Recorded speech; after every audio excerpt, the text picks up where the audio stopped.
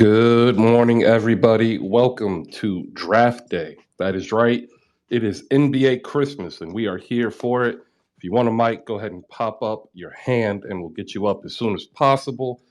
We'll come back in about 10 seconds, ladies and gentlemen. We're going to get some tweets out here. It's always a great day to talk hoop.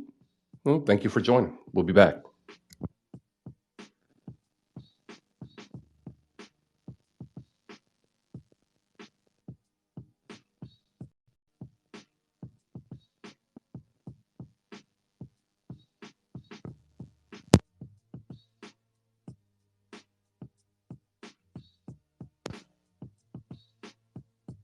All right. Hey, welcome.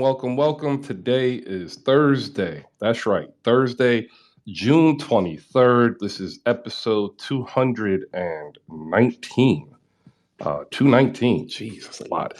And today we got the NBA draft tonight. And if you know my history, I was blocked by Woj for a while because he did something that I just don't like, and that's tell the players who are being selected prior to the draft, and he did it this morning, 12 hours early. All right. Look, also in the news, the TBT, the basketball tournament, is back, and look, they have a record number of NBA players, 71 players with NBA experience, 29 alumni teams. We have that. We're not going to talk about that today. Just throwing this out here because we'll be adding some TBT. And if you've never seen it, you should check it out. This year is the first year they're also going to have some outside games, as they'll be at the historic Rucker Park in New York City. And ladies and gentlemen, Jimmy Fredette is still getting buckets. Still getting buckets. So we got the TBT also to add in here with some WNBA. But today is about the NBA. So if you want to get up here, raise your hand. Let's get some shout outs down below. I see Saint from That's Kingdom, Poppy Chulo from 77 Spaces, Justin Payton from YouTube. Make sure you check them out. Also, if you just saw, Open Mic Spaces is in the building. That's our man Optimus Pelsan. Make sure you shoot him a follow. We'll be bringing you live entertainment, live music performances. I'll be working on some stand-up comedy. It's a little bit hard to do stand-up comedy on social drop-in audio. We've attempted this before on Clubhouse, so like some of the comedians are a little bit hesitant. Shout out also to Adam Armbrecht, everybody, one half of the Locked On Nets podcast. Something else you should put in your daily rotation if you're wanting some good Nets information. I just got off recording a podcast appearance with them last night. I'll put it up here so you can see it. Also, if you haven't done so yet, if you haven't gone to YouTube, go to YouTube and hit the subscription button for the Hoop Spaces home channel. We'll get that up there as well. All right, I only have one hand up. That is strange. I guess a lot of people don't want to talk to me because I'll make them feel depressed about their team, apparently. Anyway, I digress. We'll bring Brennan up here. I see Mark up here. John's up here. We'll bring y'all to the stage. Good morning, Brennan. It's been a minute. How you doing? Good. How about yourself? I'm excited for the draft today. Hey, I it's my Christmas. I don't even like Christmas as a holiday. This is my Christmas right after the draft. It's my son's birthday. Usually I take a couple of days off after the draft and just have fun and take him to wherever he wants to go. Nice. Hope your son has a good birthday. I hope so too. I also am a little bit different. I if he does something wrong, I actually take away presents. Like he lost Minecraft. He was gonna get Minecraft for his birthday. He lost it. He did something real bad, and I'm like, bro, like, what are you doing? And he lost it. So there you go. I'm mean, man. I'm mean. You're a good parent. Adam, what's up? Good morning. How you doing? Uh-oh. Already starting off this morning.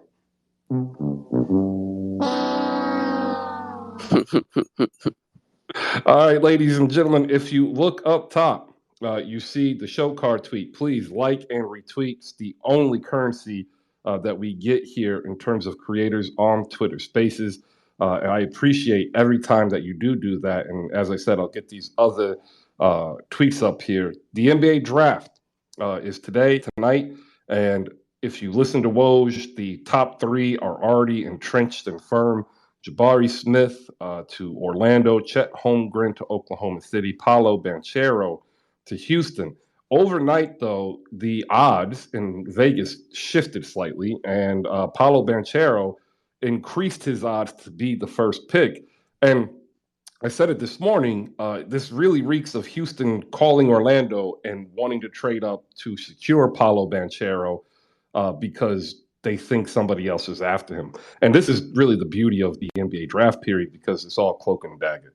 All right, Adam's getting ready to come back up here, and we'll get started with him, and we'll recap last night's episode because unfortunately for the Brooklyn Nets, they don't have draft picks. Adam, you with us? Yeah, sorry about that there. Good morning to everybody. You stick the knife in a little bit there, Chris. We just had a great conversation. No picks for the Brooklyn Nets, but as we touched base as well yesterday, you're keeping it level with already knowing, man, the draft picks are in. You don't even need to bother watching tonight. Right? Like, it kills me. Like, you have no idea how hard it was to not yell at this guy. He blocked me last year because of it. I'm not trying to go through that again. No, but it's all good. I'm interested to see. There's still, speaking of the draft, the start at the fourth pick, right? 4th through 10 and 11 there. That's where I think things get really interesting. You're hearing about Portland wanting to make that extra move. The Knicks trying to get up in there. So at least there's going to be some interesting narratives to follow, hopefully in real time. But there's some real shifts potentially coming, as far as what teams have from an expectation standpoint, depending on if they can get up there in that top 10 or not. Yeah, no, you have 3 teams, ladies and gentlemen, Sacramento, Detroit, and Washington, that I think are going to move. I think Portland wants to move, but I think they're kind of stuck in the middle, and that's something that we all are actually here for. Sacramento, in most mock drafts, are selecting Jaden Ivey. I'm telling you now, don't trust those. He hasn't worked out for him. They haven't reached out to his people. They are high on Keegan Murray, but they are also high on getting another impact player. So there's that. I want to go ahead and welcome Rolo in the building. He is one of the co-hosts of 77 Spaces. The pickup card game is here, ladies and gentlemen.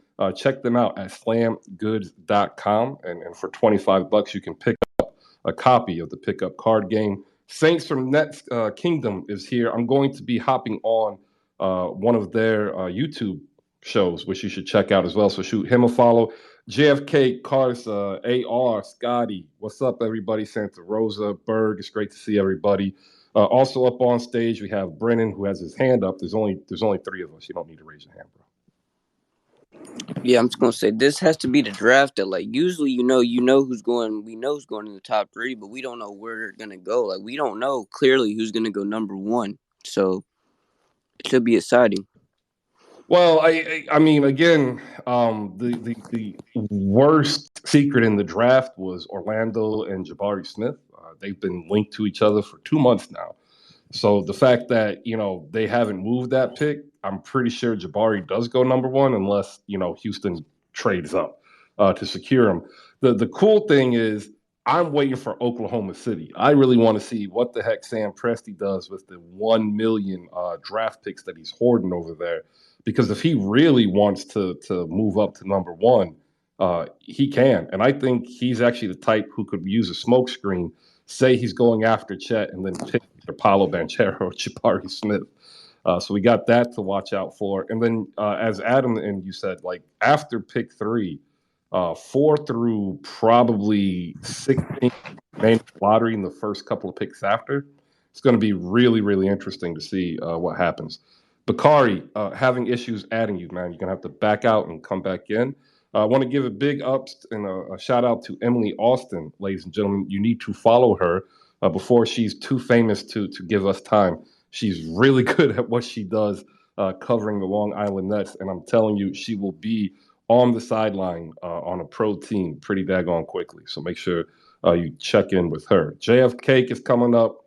Bukhari's coming up. We'll start like this. Adam, we had a great episode last night of the Locked On Nets podcast, and we actually went through the young guns that they picked up last year, and that is their draft this year. And I also said that I want them to get into the back end of the second round. You've had 12 hours since we last spoke. What have you come to think? What have you found out with your sources?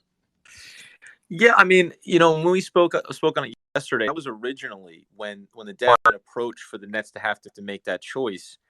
I just thought that holding the pick at least until draft night and seeing how it unfolded would be the better option. I based on the way the Brooklyn Nets have handled it, in the past, it has mostly felt like, so you go back to last year, they had those picks and there wasn't a ton of indication that anything was going to happen with them. It was a little surprising that they were going to hold on to them and use them, because you go back 2 drafts prior and they were willing to get out, didn't want to utilize them, right? Wanted to go with some veteran talent and not worry about getting the youth.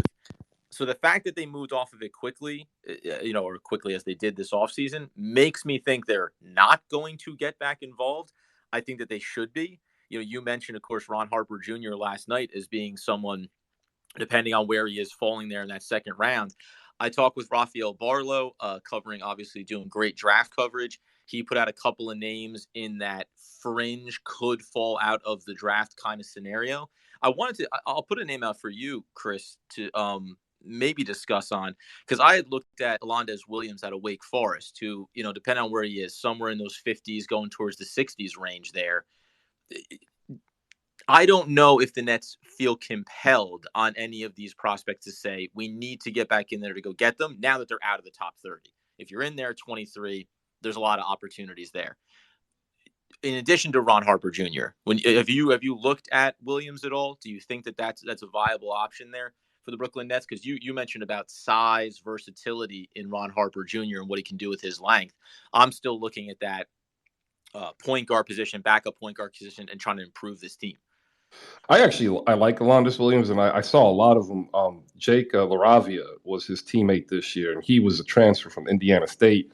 And I've watched Jake since high school. He went to Lawrence Central here in Indianapolis. A lot of his production came off of another player, and that's really been his stick up. Considering also he's a old senior, he's like 23. He had a birthday this month.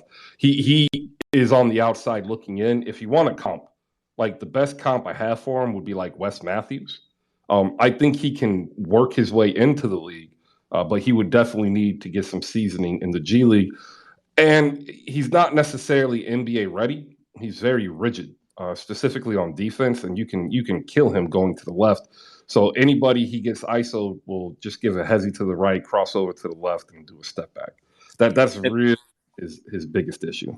And that's some of the issue too. You mentioned his age there, because that's a lot of these guys when you're looking at the falling targets. It's guys that are dropping down the list a little bit because they're going to come in at 23, 24 years old. And we talked about this last night too when we had our discussion of the hardest part is guys that come in a little bit older and are set in their ways, right? So now when you say a little bit of G League seasoning to work out some issues or to develop or evolve their game, especially from a Brooklyn Nets perspective, you're talking about prospects where you go, well, what are we saying? Another year from now, when you're 25, 26, you could be a contributor. So it's a very fine margin. And again, I'll go back to why I think the Nets should have held on to 23, because age, talent, and then opportunities, as you specifically highlighted, that pick has a monetary value as well. So there was flexibility for the Nets there. They're certainly going to be limited in how they approach this, whether it's inside of the draft or as it concludes. And here's another name that I didn't give you: John Butler Jr. out of Florida State. Yeah, fans have been asking about him. Would be a steal if he is not drafted. He would be a steal for Brooklyn if they can get him on an undrafted free agent contract. 7'1" legit. He's probably 7 1/4 out of shoes. Wingspan crazy. 40% from 3 is not a lie. He can actually get that in the pros in about 2 or 3 years. He's really going to have to fill out his body, and that's also part of the problem. Similar to Chet, he's just pencil thin. But John Butler Jr. would be a great pickup for Brooklyn. All right, go ahead, Adam. What you got? No, 100%. And I think it's a lot of this is the balance for Brooklyn of at this point now, especially even post-draft, guys that you think, hey, remember, yeah, we're in win now mode, but you can be doing work in the background. I'm sure you mentioned Emily, covering down the G League. this is what's happening 3-4 years from now, right? So keeping an eye on that stuff for the Nets or any of these teams. It's not just about this moment, but how do you prepare for the future? Yeah, and I like that, and I'm going to use that as a segue because there is another team preparing for the future, and they are in the Eastern Conference, and nobody's talking about them, and that is the Detroit Pistons. Ladies and gentlemen, they made a major move trading Jeremy Grant to the Portland Trailblazers for a protected 2025 first round and additional draft assets, which is essentially, fungible second rounders. The reason why I'm bringing this up with the Brooklyn Nets is I think what we're going to see is a similar charted path for the Brooklyn Nets young players and the Detroit Pistons young players. But Detroit made this move for cap space, similar to what Brooklyn had to do to get their big two. And I think Detroit is set in getting DeAndre Ayton to pair with Cade Cunningham and to make them their big two. And I want to make sure that we get some talking to there. But Emily's popped up here because her name was spoken, and I want to make sure she has a chance to respond and add her thoughts. Then we'll get to JFK and Bukhari. Good morning, everybody. Yeah, I first of all, I watched an interview yesterday of Chet, and I'm a little biased, but it looks like he gained a lot of weight between Gonzaga and that. What was he on? He was on something with Cat, and I think that even though he's been skinny his whole life, like that's just his thing. And I don't know, like when you tell a skinny player like, oh, gain weight, I don't know if it makes such a big difference, and I don't know if they physically can, because I've been hearing, I'm not gonna like name drop, the same player for like 6 years in the league saying the same shit between him, his chef, and his agent. Like, you got to gain weight. And he's not gaining weight because he physically can't. But it works for him. And I feel like if it works, it works. Like, he's still first or second, and I don't know if, like, the weight makes such a huge difference. And if anyone's, like, just curious, go to, like, his Instagram post from, like, the last day of Gonzaga versus that interview yesterday, and you could see, like, a significant weight gain, let alone, like, just in the face. So, I don't know if skinny is the worst problem to have. Well, by the way, too, I'll add in, and not that we're not making comps here, but Kevin Durant, right? It's like people when he came into the league, it was gonna need to put on weight, or really, I always thought he's not skinny, but it works for him. I guess. Exactly. If your game's good enough, then it's good enough, right? He put on 50 pounds. And I remember Kevin Garnett. I thought you said Kevin Durant. I thought no. I thought you said Kevin Durant too. No, sorry, I said Durant. Yeah, like just as if it works, it works. But historically, I remember Kevin Garnett when he came out, they were like, "You got to bulk up, you got to be the 5," and he flat out refused to do it. That isn't what he wanted his game to be. It's not how he wanted it to be successful in the NBA, and it worked out for him, committing to the style of his play. So, I think sometimes you try to pigeonhole guys. Or try to find the thing. Wow, if you don't put on weight, then X. If you can be effective in your style of play at whatever weight or size or length, all that stuff, get the job done. You get the job done. And I think, this is what happens around the draft a lot. Yeah, no, I like Chet Holmgren as a prospect. The only issue I have when I say weight, there's a specific physiological ratio of height and weight and durability, right? You can literally you're more prone to getting like injured, obviously. Yeah. And that's really the issue. I don't want him to bulk up. I want him to add, real good secondary and tertiary muscle development, specifically around the knees, specifically around the hip. So he needs to get a real good core in. He needs to get, a good, solid lower body workout and not get top heavy, because that's really the biggest fear. Because once you start getting top heavy, then you start running an additional risk of getting injured in your lower body. That's only knock that I have. I think he's probably going to put on 25, 30 pounds in the next 4 years anyway, naturally. And at 7 foot, 220 as a power forward, I'm cool with that. Like, there's probably 30 players in the league that actually fit that profile that can't do what he's already done on the basketball court. I want to get in JFK. We'll get him in here, Bukhari, and then also 808 has popped in here. And if you have questions about your team and you don't want to come up because you might, feel it's going to make you feel depressed about how bad your team is being ran, there's a chat box in the bottom right. You can actually put that question in the chat box. We will pop it up here so that we can answer it on stage. Another name, I don't think he'll fall out, but another name, Adam, that I wanted to say last night, but I didn't. If they can get back into the second round, is Michael Foster out of the G League Ignite. think that would be also a great pickup. JF, what do you got for us this morning? Oh yeah, good morning, man. I'm just here having my morning hot chocolate, but I'm gonna say this. Chet seems like he's a good prospect or whatnot, but the only knock I have on him is if he goes to Orlando, we've seen what Orlando's development has done with Jonathan Isaac. I mean, they don't really develop their guys to get a little bit bigger. May stay the same size, and look what's happened to Jonathan Isaac right now. He's not really producing like he should have been as a prospect. Jabari Smith, I kind of like Jabari Smith, but the thing is, I saw that NCAA tournament where he did not show up against UM. I'm not sure if it was because of UM playing small ball, like four guards and one center, and I don't know if they didn't know how to handle that. But it wasn't really a good, stage for me to see Jabari Smith. But I'm just gonna go ahead and throw my little Heat propaganda here real quick. We got the 27th pick. You mentioned Jake Laravia. I kind of like that name that you stated there. He is an older dude. He loved going for old dudes in the draft. I mean, if you're 24, 25, I mean, you're good to go for us. I think that's just because Pat Riley likes the age and experience on it. I kind of do want that stretch four. So I'm hoping that a lot of guards go early. So if that happens, we can have my Jake or even a Ty Williams fall to us. I mean, Ty Washington fall to us. And that's another thing I'm scared of, man. I know we need a guard or somebody, a scorer, but I'm trying to look to see in the draft if there's any like stretch fours like that, like a 6'9", somebody who can put it on the ground.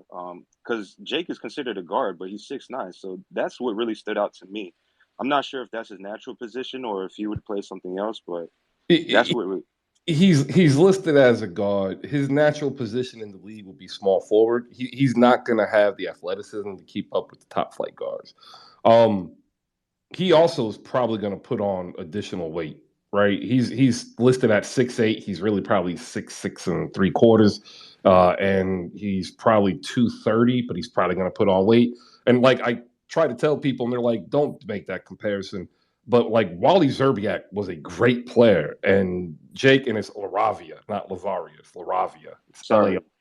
He has that mold where he can be a half-court offensive dynamo, where you can put him on mismatches in the post, you can flare him out on the wing like Joe Harris, and his defense isn't stellar or elite, but it's not going to be a net negative, right? Because he's going to be able to body a lot of the players that he's going to end up playing against. But Chris, they said that he's labeled as 6'9" on what is this website? Look, man, Robert Williams is drafted at 7 foot, and he's 6'8 3/4. Like you have to understand, the NBA is the magic shrinking league. Like they will shrink. Do they stop the height at the dreads or before the dreads? Really, it depends on who's taking it. But it's fungible numbers. If you go through like the Cortland Christian, who pops into the room, he does a lot of scouting and a lot of journalist work for scouting, and he'll tell you honestly, they come up, you're looking at the kid and you're saying there's no way he's above 6'2", and then they magically come out 6'4". It's just kind of the game. Bukhari, what's up, man? How you doing? Hello, Chris. Hello, everybody. My team does not have a draft pick because we got this guy named Derek on the team. So we do have a draft. I think it's like the second round, 53rd pick. I don't really know. I'm just praying that we trade Tice. Feel me? I don't want Tice on the team. I mean, maybe the Knicks get him, maybe the Bulls, you feel me? But I'm sorry. That's all I really gotta say. You have the 53rd pick. 53rd pick in the second round. Yep. Oh, and Adam, I want to go ahead and tell you, you're probably not going to get Andrew Nembhard. Most mock drafts now have him borderline first-round draft pick in the last. And if people don't know, Andrew Nembhard, senior point guard at Gonzaga, 6'4", 6'5", good weight, solid player. He's going to probably have a long career. 808s and snack breaks, ladies and gentlemen, coming up here to give his knowledge of basketball. I want to give him a shout-out. Doing great work covering the Chicago Sky and the WNBA. Also, down below, I want to give some shout-outs to Swiper, Cedric L. Shine in the building. Both of them have great platforms. Swiper up here on Spaces and YouTube, repping his Nuggets. Cedric L. Shine, and I say L all the time. He pisses him off. My bad, said. Cedric Shine, D Shine. You can catch him live from the Mecca with Shawn with a W, who's also in the building, which is, I think, tonight, maybe tomorrow. I forget. I'll get the show card up there in a second. Adam, I know you want to hop in here as well. We'll go to 808s first, and we'll bring you back, Adam. 808s, good morning. How you doing? Good morning, Chris. Good morning to the good people of Hoop Spaces. Chris, did you know the Utah Jazz played basketball last night? I did. I saw that. Man, that was just so Utah. Listen, I've got a question to proffer. All right. Do the Connecticut Sun need to blow it up? That is a serious question. Do they need to blow it up? What's your reasoning for that, 808? Last night, if you're wondering, the New York Liberty defeated the Connecticut Sun in Connecticut 81-77, and they single-handedly made Stephanie Dolson look like an all-star. Got you. Hey, shouts out to Kelsey Plum, all-star. That's the problem. Or the other problem could be that, Jonquel Jones went 6 for 14. I mean, Dwana Bonner went 5 for 13. Listen, it wasn't really pretty. Hanzu didn't even play last night. So yeah, no, it wasn't, and it was the only game on. So if you didn't catch it, you got to. It was a good game until it wasn't, and that means at tip off because the New York Liberty went up by 10. Don't let going into this game. New York had a 6-10 record. Don't let that fool you. I mean, their offense is potent when they've got it cooking. And Sabrina went 3 for 16, if I'm not mistaken. I think she only had like 11 points. But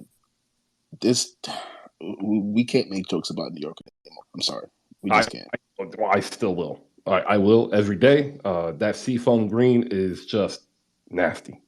Yeah, they wasn't partying in Uncasville last night. I know that. Hey, Chris, can I suggest something real quick? Yeah, go ahead. Pop up in here. I was thinking about it, dog. We it's hard to see, these WNBA games on a regular on the TV or whatever. And it's hard to see all these other basketball games or whatever. Since you have the power of the Sacramento Kings, you need to go ahead and talk to the higher-ups that can create apps that they can display all these games so we can go ahead and watch. I mean, it's what, a $10 premium? Go ahead and charge that. Because I'm missing out on basketball, and this is not fair. Well, unfortunately, I never have worked for the Kings. I have no power.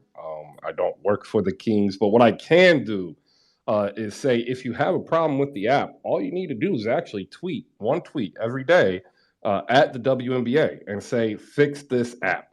I want basketball. That's it. If they get enough people who actually send that to them every day, you know what they'll do? They'll fix the app so we can watch basketball.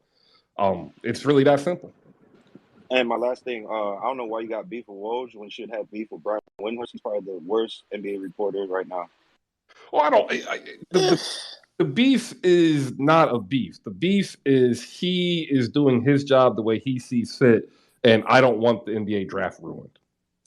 It's not really a beef. He's definitely a way above me. Yeah, Chris, you have to mute him.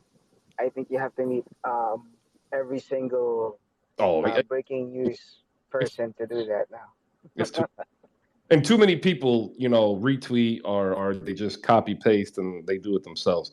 More shout outs down below. Jay from Heat Spaces is in the building. TJ is here. Also, John Lynch of Business Insider, which is a dope website. I actually use it when I'm kind of stuck not doing anything because they actually go from business to some stuff that's entertaining for me. Also up here, Fabian PerspecTV and Dany D. Adam, we're going to bring you back in because I knew you had something to say.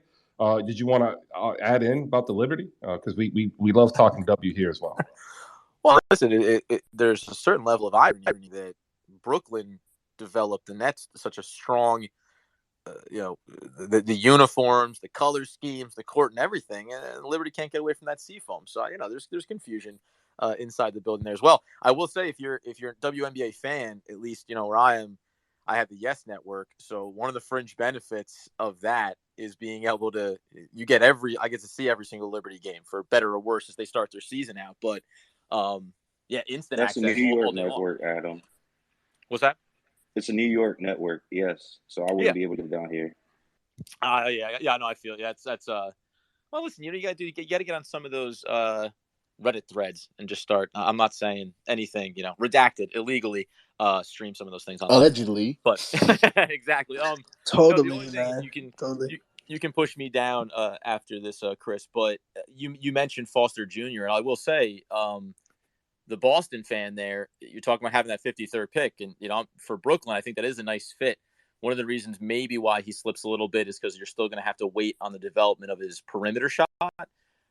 He's a good fit for the Nets, but Boston Celtics, who do a good job developing their talent, that's a nice fit for them there too, to bring in a player like that. Has the inside post game, can go either direction there under the boards, and has the mid range shot too, a little bit of that post up fadeaway as well. So he's a quality player, and I hopefully maybe the speculation around his perimeter game lets him fall from a Nets perspective. But I think there's a team in the second round that can get a really nice player there. I would love to push you down, but man, this is why we love draft day, ladies and gentlemen.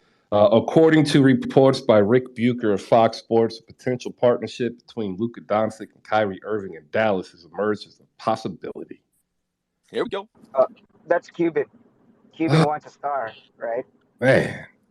Well, it's funny.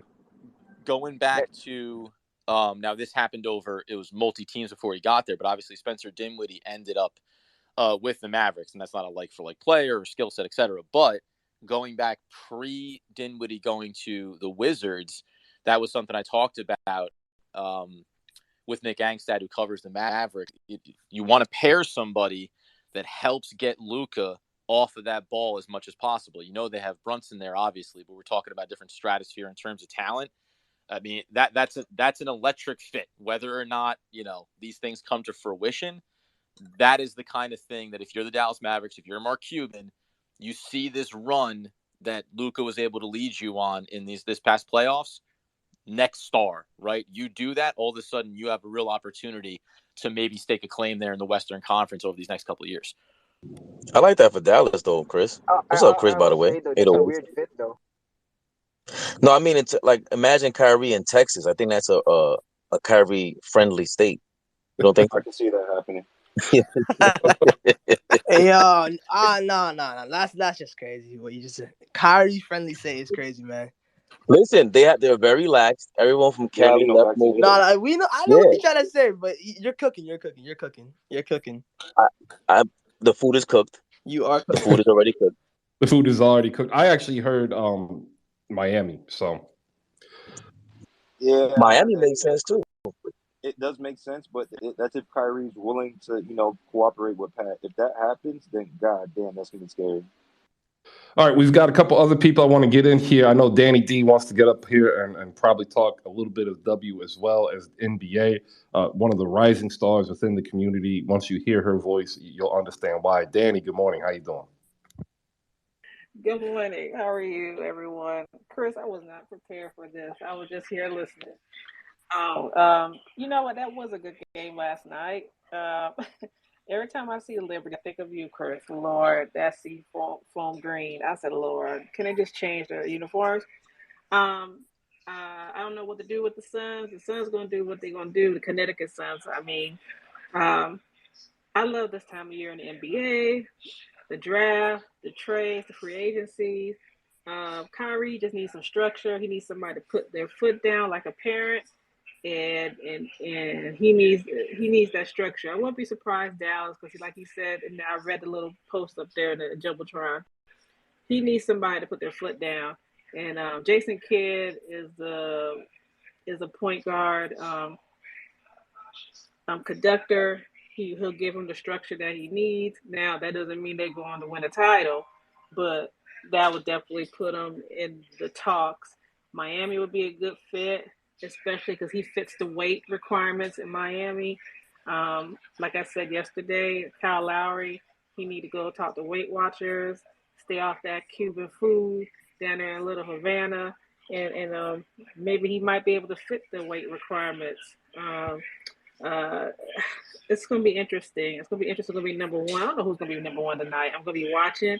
I might have to block Woj tonight because he be up here just telling shit before it gets good. It's almost ruined.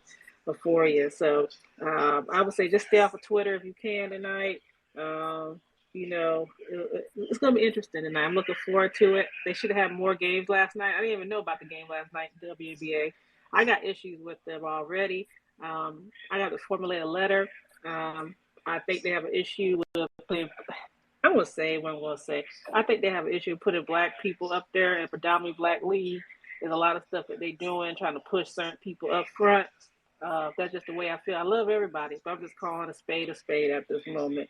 Well, Kelsey Plum said the exact same thing. Yeah, I mean, because, they don't want to. I've read a little tweet, too, about that. It's just like it started off with a bunch of black women. And they keep on trying to, the lead is predominantly black. They keep on trying to push it down. They've been in for 25 years. If you're not going to bring more people, certain people to the league, anyway, if they're not going to watch, they're not going to watch. It is at the end of the day. But it's just sometimes frustrating how they try to push certain people down your throat, and it makes you not want to love the game. But I know they need support, so I keep on loving it. It's just the way it's just frustrating. They need to work on that damn app. I paid $25. They need to give me more access. I don't want to watch the game the next day. I want to watch it that day. I'm tired of blackouts. Don't have an app if you don't give me access. Anyway, that's all I got. Let me get somebody else to speak right now. If I think of something. Hey, 808. Good morning. Anyway, I'm being nice today. You are being nice. I'm laughing. I know. It's my Friday. It's my Friday. I'm sorry. I didn't really fully understand the what are they trying to push in the WNBA? You're saying what are they trying to push? They're trying to push the Great White Height. They've been did. They tried to do it with Sabrina last year, and she didn't show up. They've been trying to do it with her, and she got hurt. They don't.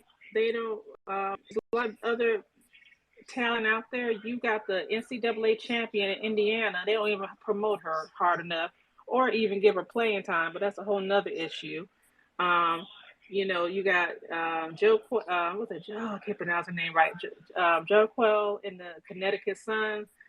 You got Asia.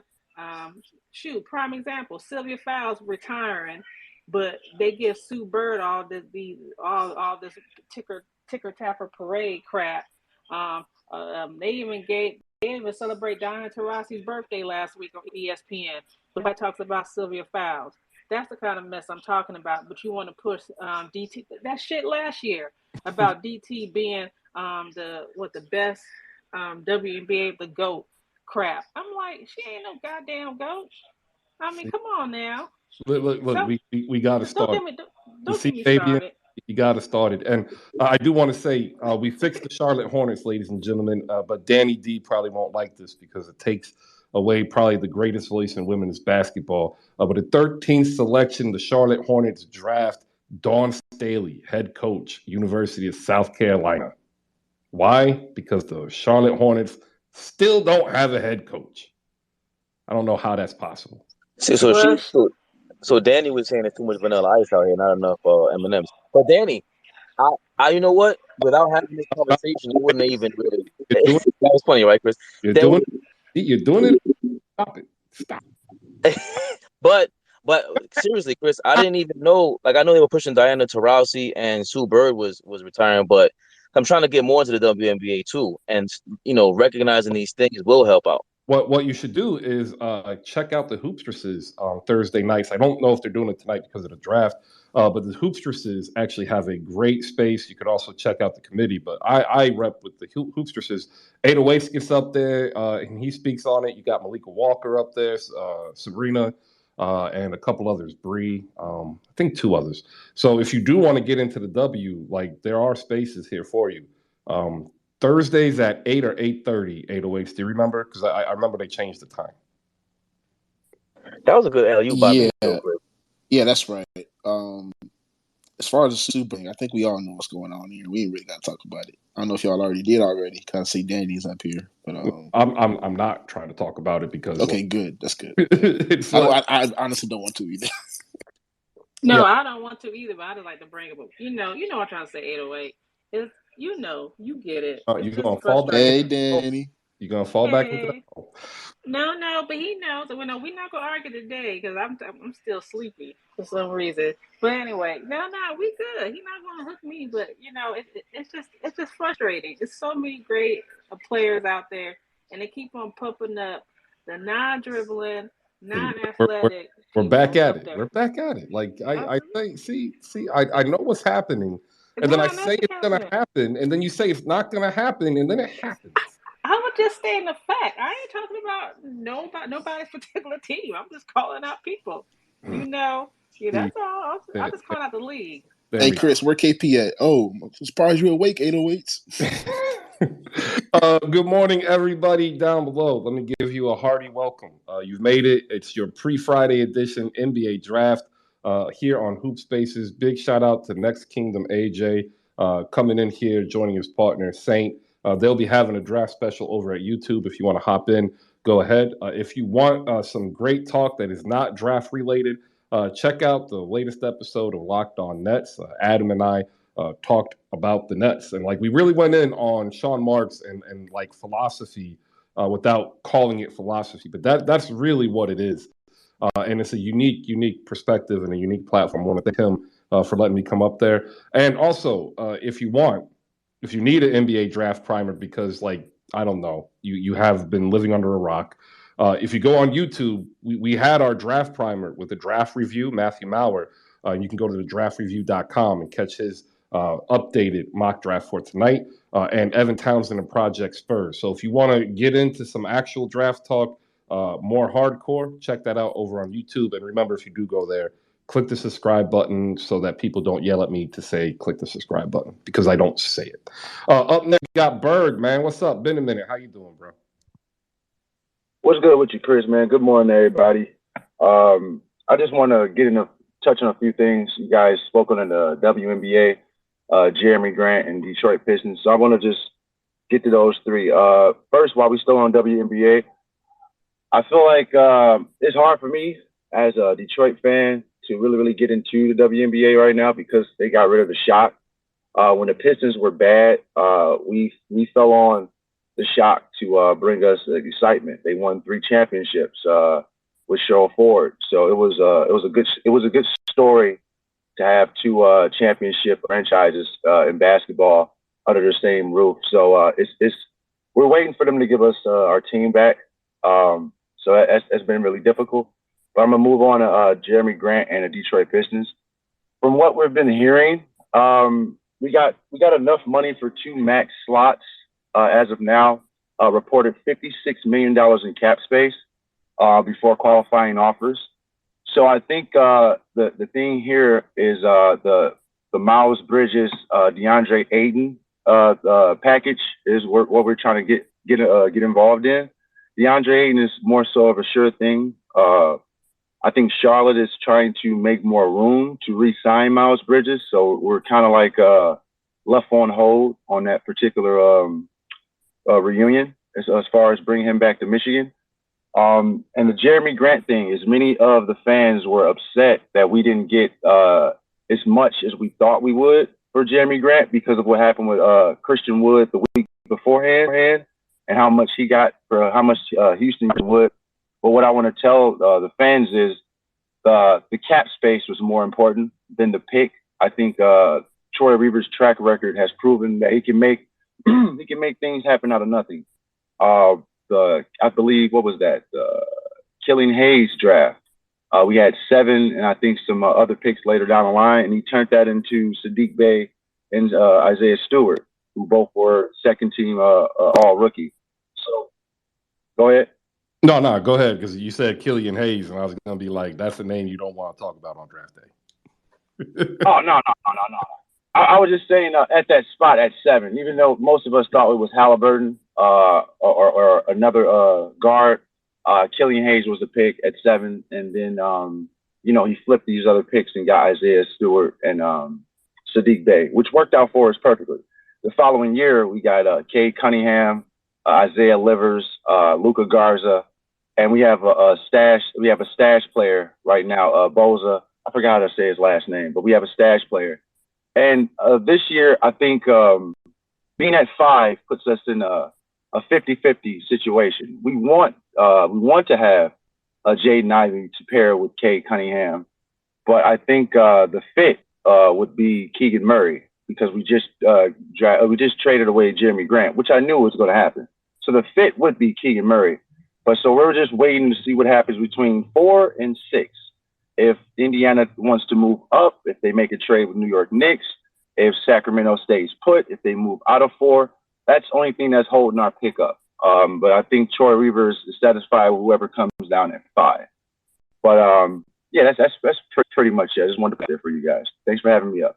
Absolutely. And I tell you what, if Jaden Ivey does happen to get to Detroit at 5, like that would be the perfect scenario, putting him next to Cade Cunningham. The only issue that Detroit has is they are purely dependent upon Phoenix not matching DeAndre Ayton, right? Like if Phoenix decides to match Ayton, then they force a trade, and then that 5th pick is likely gone, and then you're just left with Cade Cunningham and DeAndre Ayton. I know Stewart is probably gone too in this trade. That's the fear. Like that right there is the fear. So what I think ends up happening is that they probably select Keegan Murray, because I don't think Jaden Ivey goes past 4. I think the only reason Sacramento hasn't traded it is because they're hoping on hope that one of the top 3 fall, right? If that's the case, I think Keegan Murray is drafted. I think they move Keegan Murray. I think they move Isaiah Stewart. I think they move future picks for DeAndre Ayton. Like I just, it's bad. And then I think, Phoenix retools and stays in the top 3 in the West. I think for Detroit fans, it's got to be frustrating. But Troy Reaver's done great work. I've been pleasantly surprised. I'm not going to lie. I thought that he would probably be good in terms of correcting the cap sheet, but I didn't really see how he's going to be able to build anything in Detroit in the foreseeable future. And I think he's actually done such a masterful job clearing cap that you guys will be back to probably contention in the East within a year or 2. So congratulations, man. No doubt. We have Jakumi Randolph. He will fill in the Bibbs corner segment as a first-time, long-time. Jakumi, appreciate you finding us here on Hoop Spaces. Do us a favor, shoot us a follow so you can, see us when we open our rooms every Monday through Friday at 10 a.m. How you doing, and what do you got for us on the NBA draft? Hey, for sure.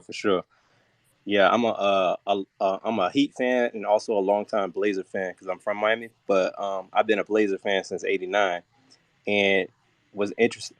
First, let me say, condolences go out to a player, Caleb Swanigan, who recently passed. I know the Blazers drafted him.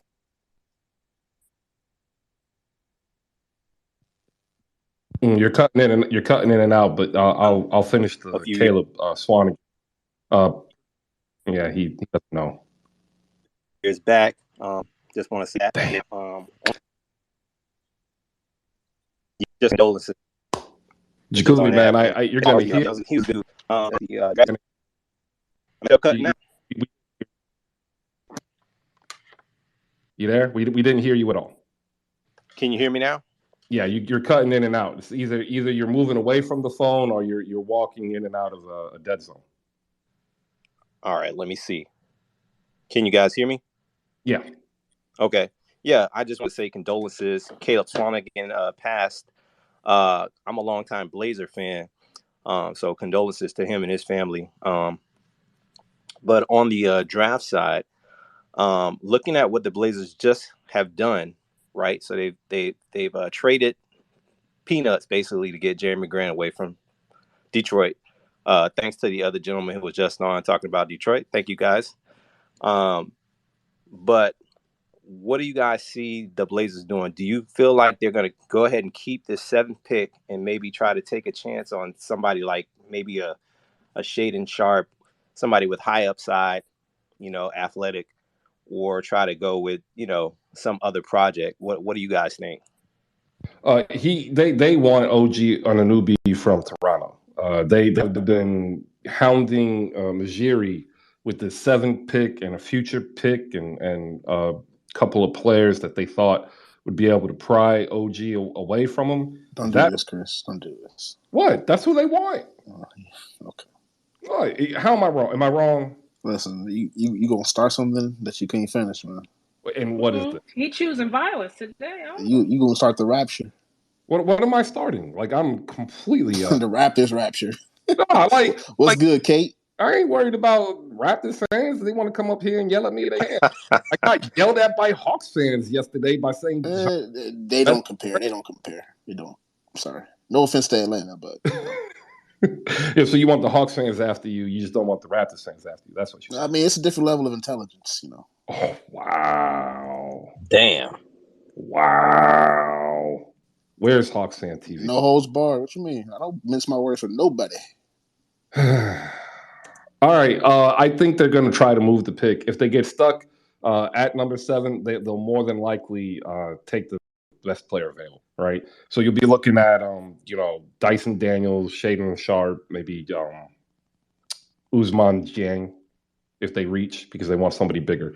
Which, by the way, he's now listed in most mock drafts as a borderline top 10 pick, and that's Ousmane Dieng. If y'all don't know, he's a 6'10" shooting guard with some comps to like Giannis, but I take that with a grain of salt.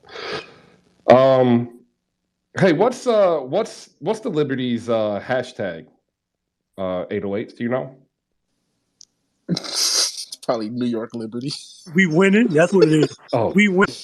Okay, that must be Anthony. Anthony, good morning. How you doing? What's up? Let me disrespectful. We winning. Not disrespectful at all. I was asking a question. Jeez. Seafoam season, ladies and gentlemen. Come on, man. Seafoam season and own the crown. Gosh, that's so bad. Anthony, what you got for your Knicks, man? Wait, it's really Seafoam season? You're joking? That's not bad. On the crown is not bad. It's the Liberty. On the crown is the top one, but they actually paid $350,000 to have Seafoam season as well. How did you know that? Did you look it up? Yeah. Yeah. Man, I'm not expecting nothing tonight. Not a damn thing. We gonna pick at 11. All my other Knicks fans out there think we getting Ivy. It's a pipe team at this moment. So give it up. We ain't getting the kid. More like get AJ Griffin. So let's all get happy with each other. All right, give it up. All right, if I'm wrong, I'm gonna come back in here and eat crow tomorrow. So I'm tired of having my heart broken as a Knicks fan for 26 years of my life. But yeah. Fabian, I see you. So. You and Fabian gotta be like just pissed at the Knicks draft history. Yo, I wasn't mad at the Porzingis one. Everyone was a little crazy with that. I thought like it was obvious he was talented. I didn't understand. Like Knicks fans are crazy, bro. Like, New Yorkers are just nuts. But everyone else is pretty much like, look, Grimes worked out. The only thing I think we missed on maybe was if I'm correct, was the kid Shea Gilgeous-Alexander on OKC. He might have whiffed on that one.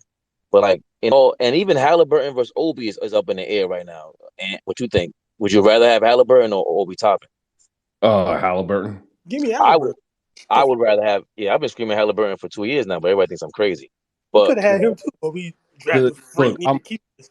I'm not gonna lie. When Halliburton was there for the Knicks, I actually walked up, and a couple people I was with, they're like, "Where you going?" I'm like, "Oh yeah, they picking Halliburton." And then they just started laughing because they called Obi Toppin. And then I went over back and I just said, "Can you believe this?" Just think how much better the New York Knicks would be if they had Halliburton and RJ Barrett together. Yeah. That's why they let the fans draft. They let that's not a good idea either. Hey man, I'm a Sacramento Kings fan, so hearing about Halliburton kind of hurts right now. But sound the horns, Chris. Man, I'm just so worried about what we're doing with number 4, man. If we draft Keegan Murray, bro, man, I'm gonna be so disappointed. This Knicks fan talking about having it hard, bro. So let me ask you: do you think De'Aaron Fox gonna stay for the tender, or you just gonna think he's gonna get up? I think we're staying at 4, and I think we're gonna draft like probably Ivy. But if they draft Jaden Ivey, they're drafting in the trade. He has not worked out. They have not spoken to his people. Like, what about Sharp, bro? No. Oh hell no. If they were to draft Sharp, that means they're trading down. You can play a game in college. Hell no, dude. That means we're botching this pick, dude. Unless I'd rather have AJ Griffin over Keegan Murray, honest. Relax. We're not here for that. But if you really want AJ Griffin, you can have him. Because like the big thing about him is he can hit a shot, but he gives exactly, up, bro. But his defense sucks. So Keegan Murray was probably the most pro-ready forward coming out of college last year. That's a lot. I just don't like how his game translates. I mean, he's a great offensive rebounder and he can post score, but like, I really question his like versatility. Like, I don't think he can guard fives as well as people think he can. And if you switch him out into ones and twos and pick and roll, I think you can exploit him there too, because I don't think he really switches that great. But I mean, his 3-point shooting is looking a lot better in his sophomore year. But overall, I'm just really worried about us taking him because I don't think he's a great fit, especially his playmaking. His playmaking's really bad. I don't think he makes great reads, if I'm being honest. If you look at what Sacramento is doing, they don't need him to be a playmaker or make reads. That's like they have a playmaker and facilitator at point guard. They have a playmaker and facilitator at center, and they even have a shooting guard in Davion Mitchell, who's a point guard. That's a really weird combo. Who can also play make. Keegan Murray, if they draft him, they're drafting him for one thing and one thing only. That's to put the ball in the hoop. Yeah, but even then, is he great off the dribble? Like I'd rather have a guy like Sharp because he can score off the dribble, even though he's not a great playmaker and bad passer. What about Sharif O'Neal? Yeah, well, stop it, you. He can. The issue is that the game has changed. So when people see Keegan Murray, they don't really see like the Rudy Gay off the dribble mid range game that he has, and that he needs to continue to develop to be a professional, right? That he has. It's none of these players are complete players because let me tell you, if they were complete players, we would be talking about them being the number one pick. This is not that draft this season. All right. This draft is to get players that fit a specific role or need, and Keegan Murray fits a specific role and need as a 3-4. I want to get Manny in here, Vince. I want to get Who Runs the City in here as well. We'll go to Manny first. Manny, good morning. How you doing? Good morning, everybody. Thank you for allowing me to speak. Hope everybody is well and excited for the draft tonight. Unless you're a Nets fan, just wanted to give you some insight currently right now. Regarding Kyrie and everything like that, it's between LA and Brooklyn. He wants to stay in Brooklyn, but again, that falls on the front office whether they sign him or not. That's all I can say regarding that situation. Everybody else, good luck in the draft. LA is the real threat for Brooklyn, honestly. That's all I can say. Appreciate you, Manny. Hope you have a good draft day as well. You catch me probably later on today. He hops in at Kingdom. That's Kingdom AJ Saint and Conspiracies. Up next, we're gonna head over to Who Runs the City. What's up, man? How you doing? And also, if you're up on the stage and you haven't done it yet, shoot everybody a follow. Like that's how we build this community to get some good basketball talk. Who Run the City? Go ahead. What's up, man? You up? Yeah, first and foremost, I appreciate it. I was supposed to late yesterday, but I was on a train or whatever. But I'm gonna definitely hit the follow button, and I enjoy the listening part of the content too. Like, yeah, I raise my hand and I want to talk and this and that, but can y'all go back and forth? The content is dope. You know what I'm saying? I always appreciate the spaces. It felt good skipping the draft for the Brooklyn Nets, and I like it because I want to be confident in our second year guys. You know what I mean? When we gave the pick back with Philly, I felt like we confident in J-Ron Sharp, and we should be because the minutes that he got last season were good.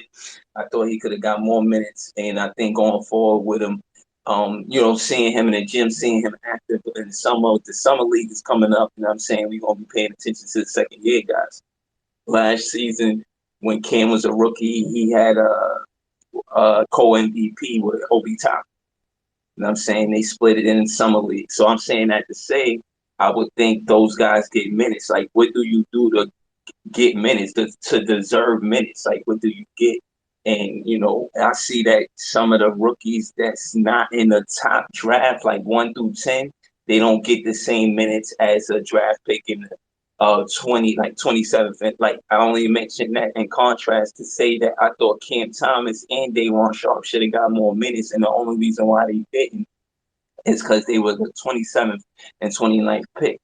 And that plays into how many minutes you get. I don't know if it's in a contract or whatever, but I thought Nash could have had more confidence in the rookies and these second year guys. I'm just saying all that to say that I know why we gave back the pick. And I don't know what I hope everybody have a good draft. You know what I'm saying? Drafts are important. I was just looking at what he did with the Boston and with Deron Williams and just all the mistakes that he made, showing all of the draft picks that we missed. We missed Damian Lillard, like off of something that Billy King did. You know what I'm saying? Like there's just a lot of stuff that the draft, if you pay attention to it and you look back in hindsight, you're like, wow, these players became to be this and that. We missed Damian Lillard, and he was rookie of the year. So imagine that as an organization, the draft is important. Like, I don't know. I just think when you have and I'll land a plane saying this, I think the winning formula is building around the draft. Golden State did it. They didn't give up on Curry right away. They built around them. Giannis, same thing with him. You feel what I'm saying? And Michael Jordan, you feel what I'm saying? Like Dirk Nowitzki, like Kobe Bryant, like all of these organizations, they didn't give up on their draft pick. They built around their draft pick. And I'm saying that we need to build around our second year guys laying in the plane. You also have to remember that when we look at the draft, we often get at it with the historical revisionism, right? Like you might not remember, but I remember. Like half the league was out on Damian Lillard. Like half the league was like he'll be a marginal starter. He can't play defense. He can hit a shot, but can he pass the ball? Like that, people didn't like Damian Lillard. Like, so when you look at what he's done since then, it's real easy to say you missed. But in the moment at that time, there's very, very misses like that. Like, we got to talk Darko. Like, that was a miss, right? Missing out on Dame, not so bad because half the league was out. Curry, too. Like, if people didn't think he would be able to translate what he did at Davidson consistently to the pros. So, like, again, when we look at what's happened, we can't knock the 6 other teams who didn't draft them because their draft board with their scouts who are professionals whom they pay ranked their players. The GM, the director of player personnel, took the rankings, sat down in the war room, banged out the plan with the coach, and they followed their plan. That's the beauty of the NBA. And honestly, I agree with you. To win championships, to consistently contend, you have to build through the draft. You can win via free agency. You can only win maybe 1, 2, 3 years at the most. CJ, the Unathletic Podcast. You are next. Ladies and gentlemen, CJ, like myself, is unathletic and he's unabashed, just like I am. And you should listen to his podcast. So make sure you check it out. CJ, go ahead. Appreciate that, Chris. Absolutely unathletic. That's just how it is. And I've accepted that and I'm okay. But as far as this draft is concerned, you know what? I think it's interesting to run its point earlier. Drafting is an art, not a science. Like teams can never exactly get it right. Like there is no science to getting it absolutely right because when you draft these prospects, you're putting trust in your development team and your coach and in the player themselves to believe that they are going to make this guy to what you expect or project him to end up being for your team. So I did my own draft yesterday, and I have the Sacramento Kings actually taking Keegan Murray because I just believe taking Jaden Ivey makes no sense at all because they do that, then like and on like the me is then what was the point of saying that you want to win now? Realistically, they really want to move this pick. And I guarantee you there's somebody that they may end up getting a good deal from while they're on the clock or even prior to being on the clock to where they move that pick. Like I just don't believe Sacramento wants to stay there. So whoever they pick, they're probably going to end up moving anyway because they're going to convince someone who really wants that player and probably the player with the highest value for them to pick there is Ivy. But to Chris's point earlier, more likely than not, if they pick Ivy, they're moving him. So, like, to me, I feel like that's the thing. And then I got a question for the room. When it comes to Keegan Murray, I don't know if y'all heard in a I think it was in a ask any questions thing. He actually compares his game to Chris Middleton, which I think is weird because when I've seen his highlights and watched a couple of games of him, I don't see anything like Chris Middleton when it comes to him. Am I tripping, or is it just me? No, I think what he's meaning is when he crafts and models his game, he's modeling. He sees Chris Middleton as a hybrid wing player, right? And Chris Middleton, much maligned, doesn't get enough credit, is the guy who can guard through four, who can give you some offhand facilitation, who can hit a three, who can do a 2-dribble pull up, and who provides ancillary stats and steals, blocks, and rebounds.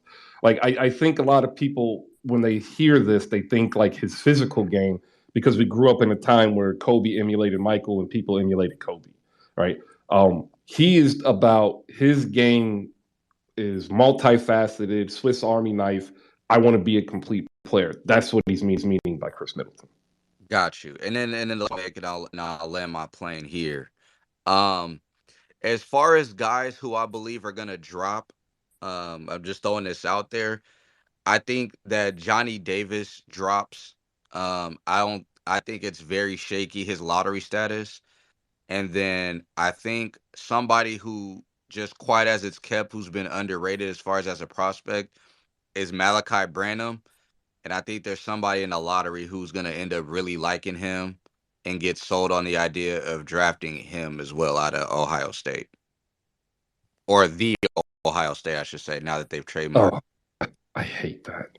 Yeah, it's stupid. I don't hate a lot of things in my life, ladies and gentlemen. Hey, in fact, I grew up with hate being just as bad as most curse words, and I treat my son the same way. Every time he says it, I correct him. Say I strongly dislike. Say I disagree. Don't say I hate. I really hate this. Like, they literally trademarked the word "the." I grew up the same way, Chris. That's what's up. But yeah, it's stupid. Like, I don't even think they should have been allowed to do that. Like, first of all, nobody is going to the middle of Ohio right now. I'm sorry, like nobody. That's unfortunate. Try being a Michigan Wolverine fan and married to an Ohio State fan and see how that works. Oh, well, being a Big Ten fan just sounds like it's pain. a football thing. That's what it is. It's a football thing. Look, the Big Ten killed my love of college basketball by breaking up the ACC and the Big East. The Big Ten broke my love for football when they tried to make Kirk Cousins look like he was actually a good quarterback. Kirk Cousins. Well, that's all for falling for it, 808s. Going back, CJ, you were saying that you wouldn't want Jordan Ivey. I think you guys have three guards, ball handlers that would make three ball handlers in Sacramento. You just got rid of Halliburton for that reason. Not you, but Sacramento. I'm a big believer in taking the best talent available. And going back to, I forgot who, I think it was who run this town was saying, who run the city was saying that, look, Jordan was drafted third, right? So if they really took the best player available, Paul would have had Michael Jordan on their team. At the very least, you can trade one of them. Like, these are young guys. So I'm not sure if what does the room think about that, Chris, 808s, everyone? Like, Sacramento, they know everyone's looking for a point guard. Boston and New York is the Knicks. So I would think so. Again, the issue with this is revisionism, because coming out in '84, Hakeem Olajuwon was the number one pick. Nobody else was going number one. Like, that's the problem. We're using what Jordan did in the pros versus what people saw with I said Sam Bowie. I'm in Portland. Like, Portland would have taken. Yeah, he was like we were just talking about the other day. Bobby Knight came out and said, "This is the best player I've ever seen in my life." Jordan was he was well rounded at that point. It's just that Sam Bowie, going to your point, Chris, the thought was we'll take the big man first because we already have a two guard. But in this case, again, they have two off the ball or on the ball point guards or guards in Sacramento.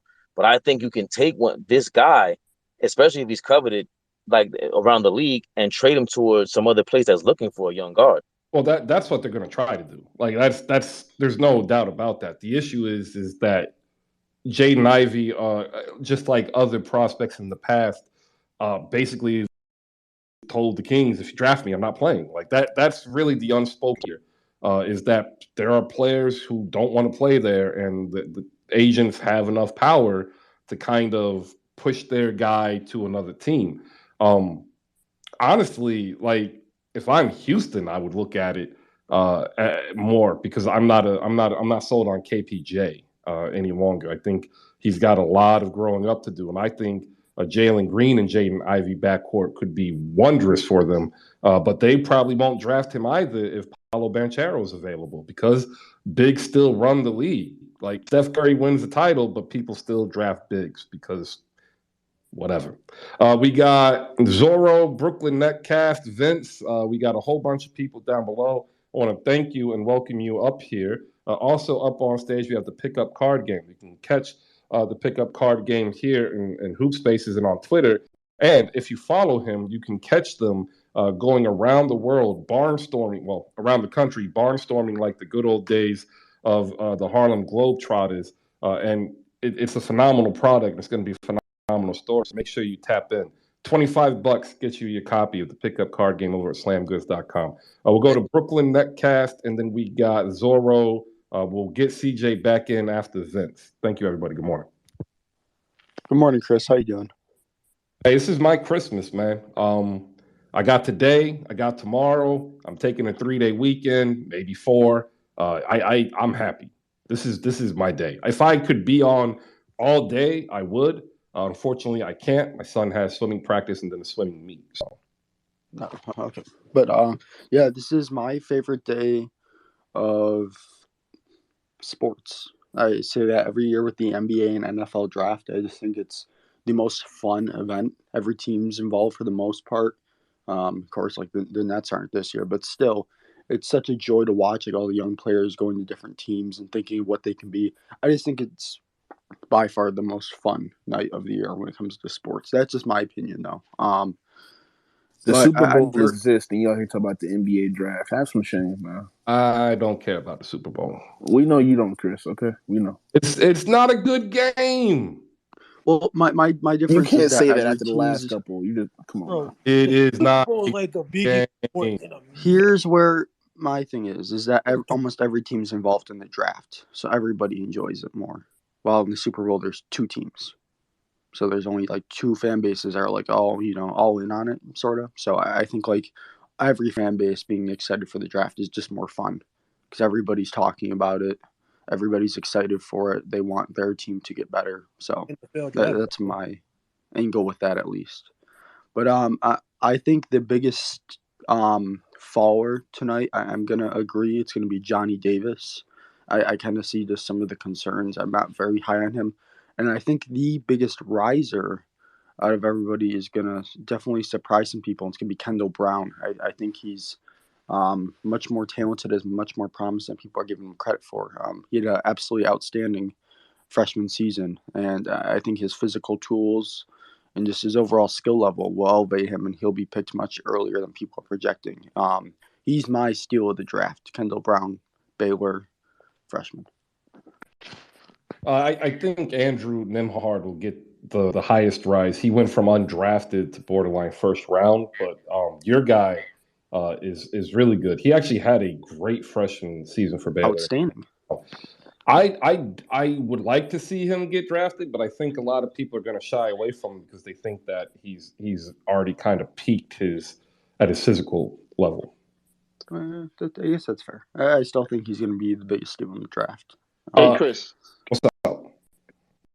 Can we talk about this guy from the NBL, that Ousmane Dieng kid? Yeah. Because you mentioned his name. I actually want to watch some highlights just now. And, I mean, he jumps off the screen in terms of his IQ on defense, his potential playmaking. So I haven't watched him much. I want to get your thoughts on him. And also, if you know how he did in workouts against other players. Because, I mean, he played in the New Zealand League. Had a bad start and then kind of came on late, but still he's not playing college guys each night. So I guess your thoughts on him. I think he could rise if what I'm seeing on tape is actually what he is in real life. Yo, Chris. I'm sorry. I got to get going, but I'm going to stay in speaker because you guys have really good information about it. I don't watch college ball, so I love it. Unlike Who Runs the City, I do not wish any of you other teams any good luck today. I hope you guys bust worse than whoever else. The Knicks, just like the Knicks do, historically speaking. Have a good day, guys. Chris, thanks again for letting me speak. 808s. I see Evan over there. Evan's a great Spurs guy, by the way. And stay in Far Rockaway, please. Stay away from us, gentlemen over here. Have a good day, guys. You too, Fabian. The biggest thing that Usman doesn't get credit for is his ball handling and his passing.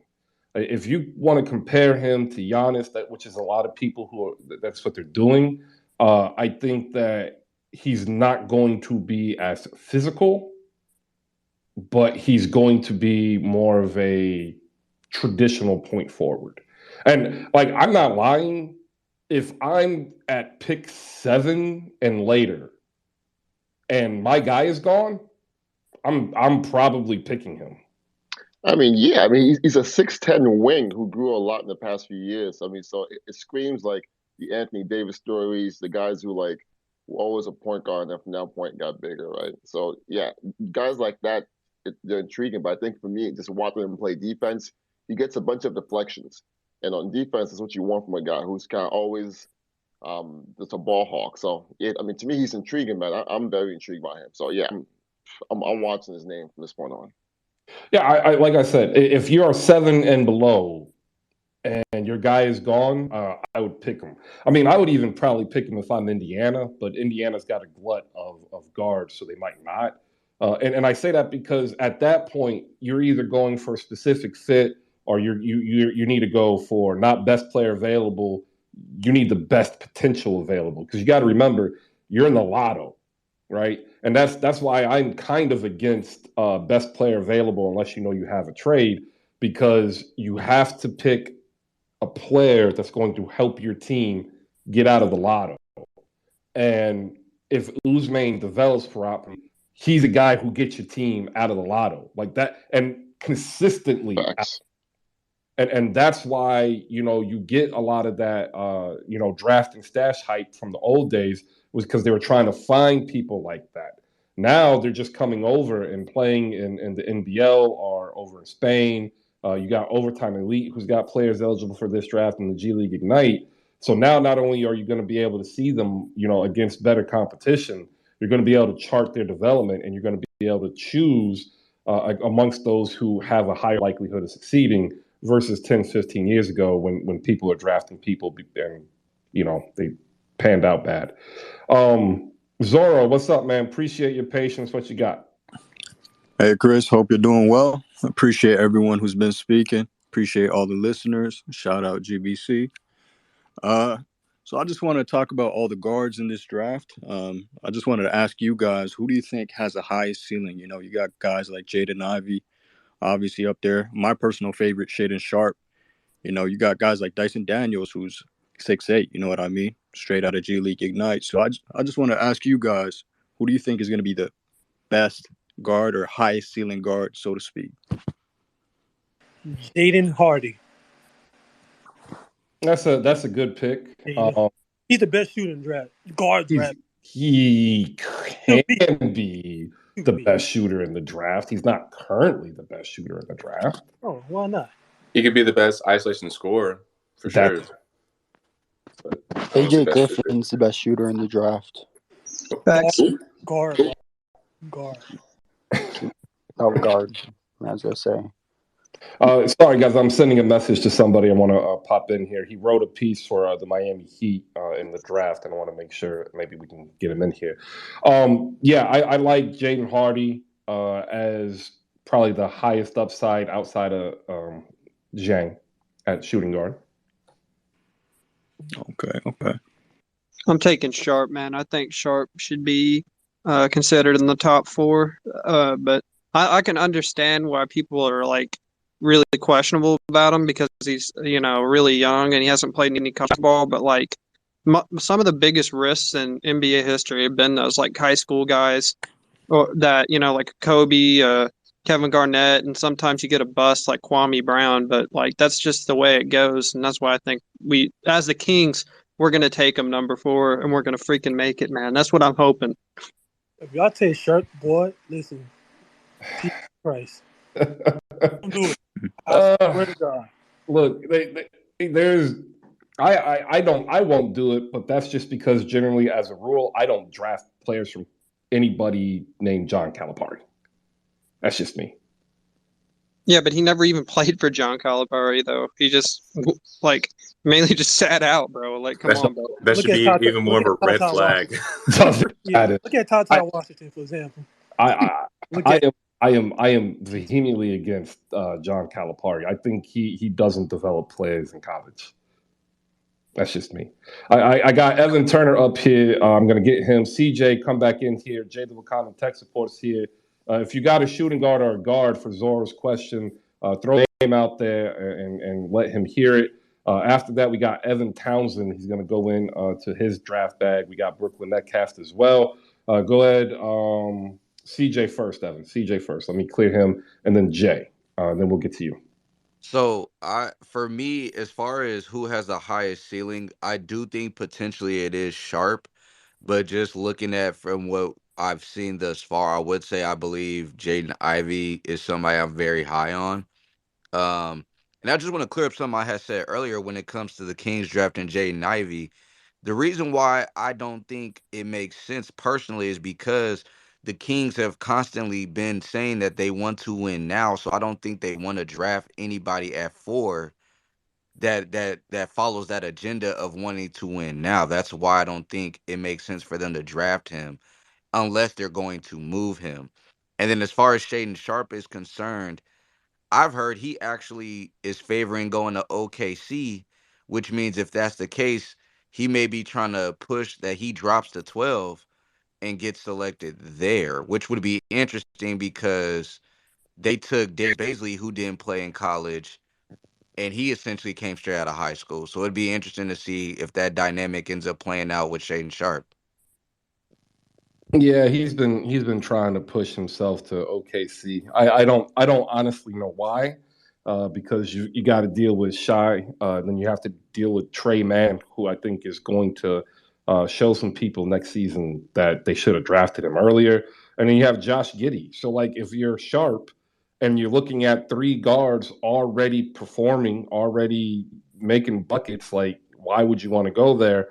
Unless you know that you're gonna, get playing time. And he's going to be a rookie who's not played, so he's not getting playing time until he proves to the coaching staff. Like that's where I think sometimes agents are bad. Well, Chris, I mean, if you take it into consideration, I think he believes that he's good enough to supplant those guys. And then with OKC being in a rebuild, I think he's gonna get playing time like for sure. Like I think that's a given going to OKC just because they are gonna develop guys and they're gonna play every single young guy they have. Like I get it, but to what you said earlier about Calipari, like guards wise, it tends to work out. Like look at Tyrese Maxey, look at there's a couple other guys whose names I can't think of. Tyrese Maxey is the one who comes to my mind first. Tyler Hero. Like, so he's had a couple of guards that have worked out. Guys of other positions, that's questionable. But just throwing that out there, Chris. Yeah, I just it's more work. And when you're a coach, you don't mind the work because that's what you get paid for. But when you get more work because another coach doesn't do what they're supposed to do, it gets irritating. Like that's from coaches. Jay the Tech Boy, hop in here, and then we're going to go to Evan Townsend, and then I'm still trying to track down a couple of people to pop in here if they can make some time. Jay, what's up, man? Good morning. Yo. Ooh, you almost got it, man. My finger's moving. I know. I didn't realize on Wi-Fi, and I had to like switch out real quick. But no, I think that Hardy has the best potential, provided that he falls all the way to Miami. Because for me, if any guard that gets drafted by Miami, to me has the best potential because of what you was just saying about Sharp trying to force his way to the Thunder. It's about playing time and player development coaches and the system and, all that stuff. So for me, it's Hardy, again, provided that he falls all the way to Miami, which is a stretch, but isn't a stretch because, like, once you get past 7, there's a lot of things that are weird that could happen. Here's my thing about Dieng that you and Pickup Game were talking about. To me, why would you want the ball in his hand when his shot is so inconsistent? And it's not like like, I get it, but he's not like Josh Giddey level good at passing, right?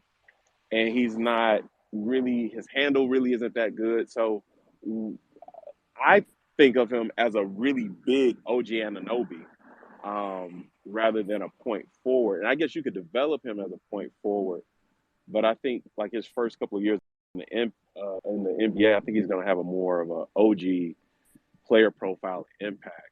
At least that's what I would do if I had him. Oh yeah, so I just wanted to hear your thoughts on that. That point forward role wouldn't be until like year 3, 4, 5. Like he's still raw. I'm just saying, like, if you watch early film of, say, Dirk Nowitzki, right? Like, we knew Dirk was going to shoot, but we didn't know was Dirk going to be able to move. If you watch tape of Giannis when he got drafted, like, we knew he could move, but the question was, could he shoot? Dieng doesn't have those questions. The issue is, can he develop to it? Like, his mechanics and his jump shot will be tweaked, but it's phenomenally better than what Giannis had. His inherent handle, his passing vision is better. Giannis took time to get there, and one thing that helped Giannis was that he was just that much taller than most people he was developing against. And then Milwaukee was in a state where they just went all in. I don't know if he can be as good as Giannis, right? But like, I don't think that's fair. I don't think that's fair at all. A Lamar Odom type game is definitely not out the question. Oh no! I kind of like that. I dig that. This man, with Portland sitting at 7, let's say they keep the pick, and they have a choice between Dieng and Benedict out of Arizona. Who do you pick and why? Dieng, because I think he's got the better long-term upside. But I mean, but he also on win now mode with Dame, right? But the whole point was that you try to get Dame the best player. So I feel like Benedict's body and game is ready to go right now with Dieng, right? He needs some time to develop and also fill his body out. So I think in that scenario, I'll probably take Benedict if I'm Portland, with Dame having to make the playoffs next season and compete.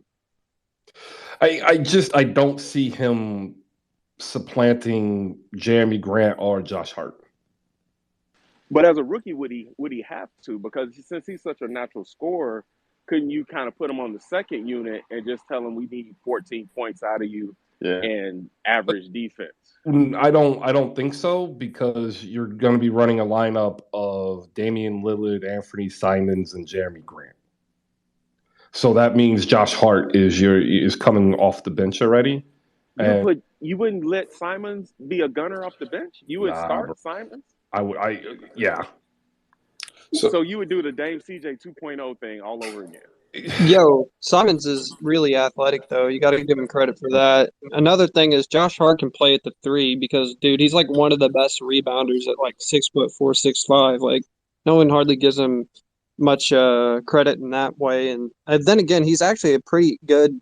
I would say he's a good defender, at least average, and he hustles quite a bit. So people underrate Josh Hart, bro. They're going to run Jeremy at the 3 right now. That's what I've seen, which is why Josh Hart didn't come out the bench, because that's always what happens to Josh Hart. He's cursed. Evan, hop in here. Your thoughts? Yeah, this is it's not blasphemy, Chris. Let's be respectful here. I'm a big fan of the space, a big fan of what you do, but Benedict Mathurin is the clear answer at 7 over Dyson Daniels. Let me explain. Benedict Mathurin, I want you to imagine him being the Jay Rich, Tim Hardaway. Wasn't Dyson Daniels. I'd pick Benedict over him. It was Jiang. It was. Oh yeah, Jiang. That's what I said. If I did not, that's what I meant. Jiang, the project pick, because a project pick like that, who may not even be an NBA player. Let me make that clear in 1 second. Over Benedict Mathurin, who's probably a top 5, top 6 talent in this draft. You're getting somebody who's a movement shooter, off ball, catch and shoot, a solid wing, NBA body built, can slam on you mid range from 3. The thing is, at Arizona, the system they ran, he shot him in the foot when they most needed him, and realistically, his catch and shoot numbers really plummeted, especially in March. Now, here's the thing: you have Nazir Little still. Anthony Simons is a restricted free agent. You may not bring him back. You need another guard or wing, the best wing available, realistically, to, I don't want to say be the security blanket for him, but Josh Hart is a standard small forward that's just the defender, doesn't really do much, doesn't really have anything besides hustle points except for open threes, right? You need an isolation scorer if you don't bring back Anthony. And if you do, you need a taller Anthony second unit replacement, because I'm not going to say he's going to start. We're going to see what the lineup looks like, but he'll be the best damn backup point guard 6 man in this league. And then Benedict Mathurin next to him makes everything easier. So Ousmane Dieng, I'll explain this. He didn't even go to the combine. This man, we don't even know how tall he is, how much he weighs. His body fat percentage may be near death. Literally, that's how skinny he is. So I want to explain something to you. When you have a season like him, he was in the 90s and 80s in the beginning of the season, and then he kind of crept in the 50s and 40s. We saw some step back threes. We saw some isolation plays. We saw him Euro step away, getting through the lane with ease, right? Inconsistent as hell. Let me make that clear. Super inconsistent. The most inconsistent player in this draft. The only reason why he's flying on boards is because we've seen exactly what you've seen, Chris. Him do the same things Giannis couldn't, right? But with the one thing Ousmane has that he needs to work on severely is finishing at the rim. He can't rely on slamming on people when you're 170 and you have no shoulder and no arm definition, right? You're going to get pushed like a twig in the NBA. We need to see this guy in the G League for a year. We need to see him be the sole focus on a project team. And that's not the Blazers, man. So the Spurs, you know what's crazy? Before all the DeJounte hip-hop, right? Kevin O'Connor, all these other guys were saying, the Spurs are going to take a project pick. They're going to reach on a project pick. And I was saying, what? How is that possible? We're trying to win. We're trying to even compete. DeJounte pulled the plug. Clutch pulled the plug. Looked for Keldon, DeJounte, maybe even Jan to be moved before the draft day or before the draft tonight. And there's going to be a whole new reign of Spurs coming in because, yeah, I'm not trying to lead into Spurs talk, but that's exactly what's going to happen. So what you're doing is you're talking down Ousmane so y'all can draft Ousmane. I get it. No, exactly, bro. Yeah, drop the flex bomb there, Chris. Ousmane, listen, bro. Ousmane will probably be the number 1 project pick selected, right? But he has the lowest floor, but the highest ceiling. So one team's going to bank on that. I think there's actually a couple players who have a lower floor. I think there's a couple players who are going to be drafted in the first round that aren't going to stay in the league. So I'm with that too. My thing is, right? Go ahead, Tony. Why take Ousmane anywhere in the draft when you have John Butler out there that offers you that similar kind of developmental prospect that fits a similar mold as Ousmane as well? Like, I like him, but probably because they don't see him running with the ball coast to coast against grown-ups. I can't see that with Ousmane either. And I'll make it clear. I'll make this super efficient for everyone to hear. Ousmane Dieng will be an NBA player one day, but it'll take years for that to develop. This kid is pretty much still in high school. He has a high school sophomore body, literally. Right? He's 6'10", he's 6'11". Yeah, he's skinny. He has a frame that could be built, but, bro, that takes time.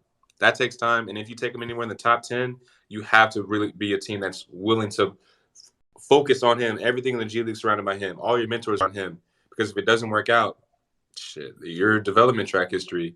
Look, let me name one team that has no. Let me name one team that has the worst history of developing rookies. It's obviously not going to happen, but a team that, from the Spurs standpoint, right? Say if we draft Luka Samanic, right? Say we draft and just butcher these next few drafts, right? I'm not saying the staff is going to get fired, but we'll be looked at from rookie standpoint, trying to develop guys at the same level as the development staff as the Lakers, one of the worst in the league. You can go from this is what agents told me.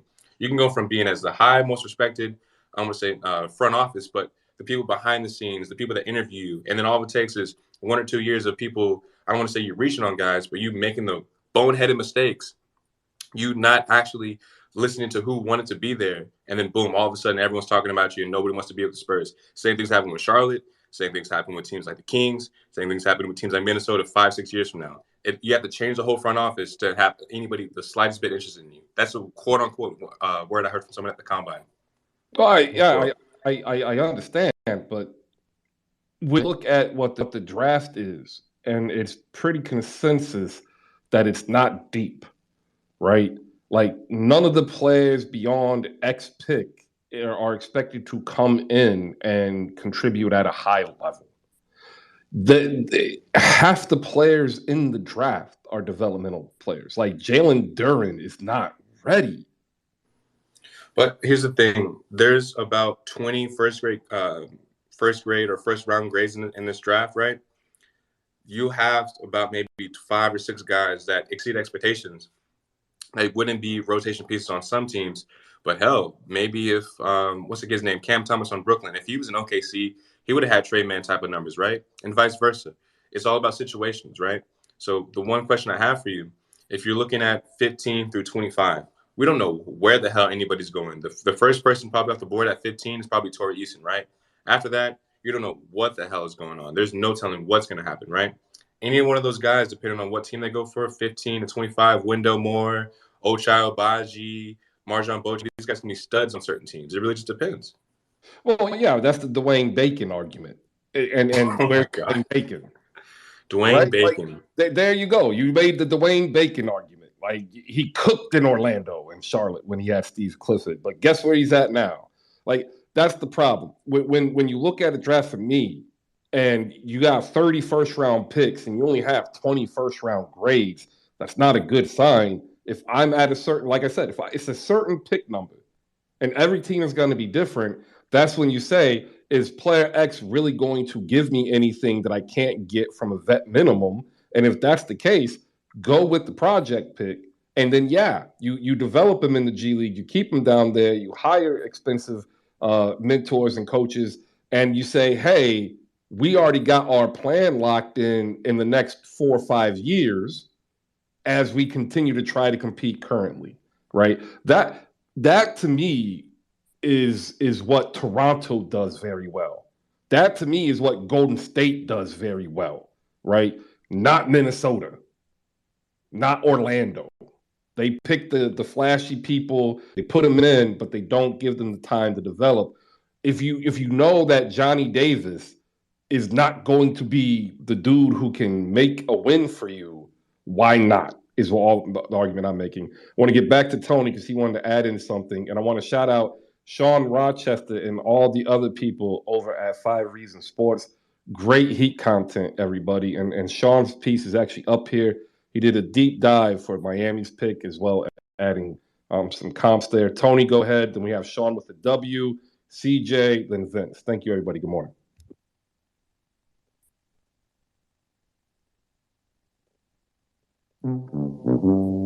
Damn, Tony, we got that client, huh? Hey, Shawn, what's up, man? How you doing? Wow, back to I'm back. here. Don't hit the button. Don't hit the button. Don't hit the button. Don't hit the button. I was literally like, oh, I'm going up next. So let me just take this picture. And of course, as I left the app, it was like, Shawn, you're up. So first of all, shout out to everyone who pulled up to Live for the Mecca yesterday. We had a great conversation. It was called The Night Before Christmas because today is either going to be Christmas Day. Well, today's going to be Christmas Day, but are you going to get a lump of coal or are you going to get the gift that you want, right? So we discussed, what we think the Knicks will do, what the Knicks should do. Half the fan base has convinced themselves we're trading up for Jaden Ivey, even though if you look at the history of the last 30 years in NBA drafts, going from 11 to 4 is basically unheard of. Not necessarily because teams don't want to trade up, but you need to find someone that wants to trade back.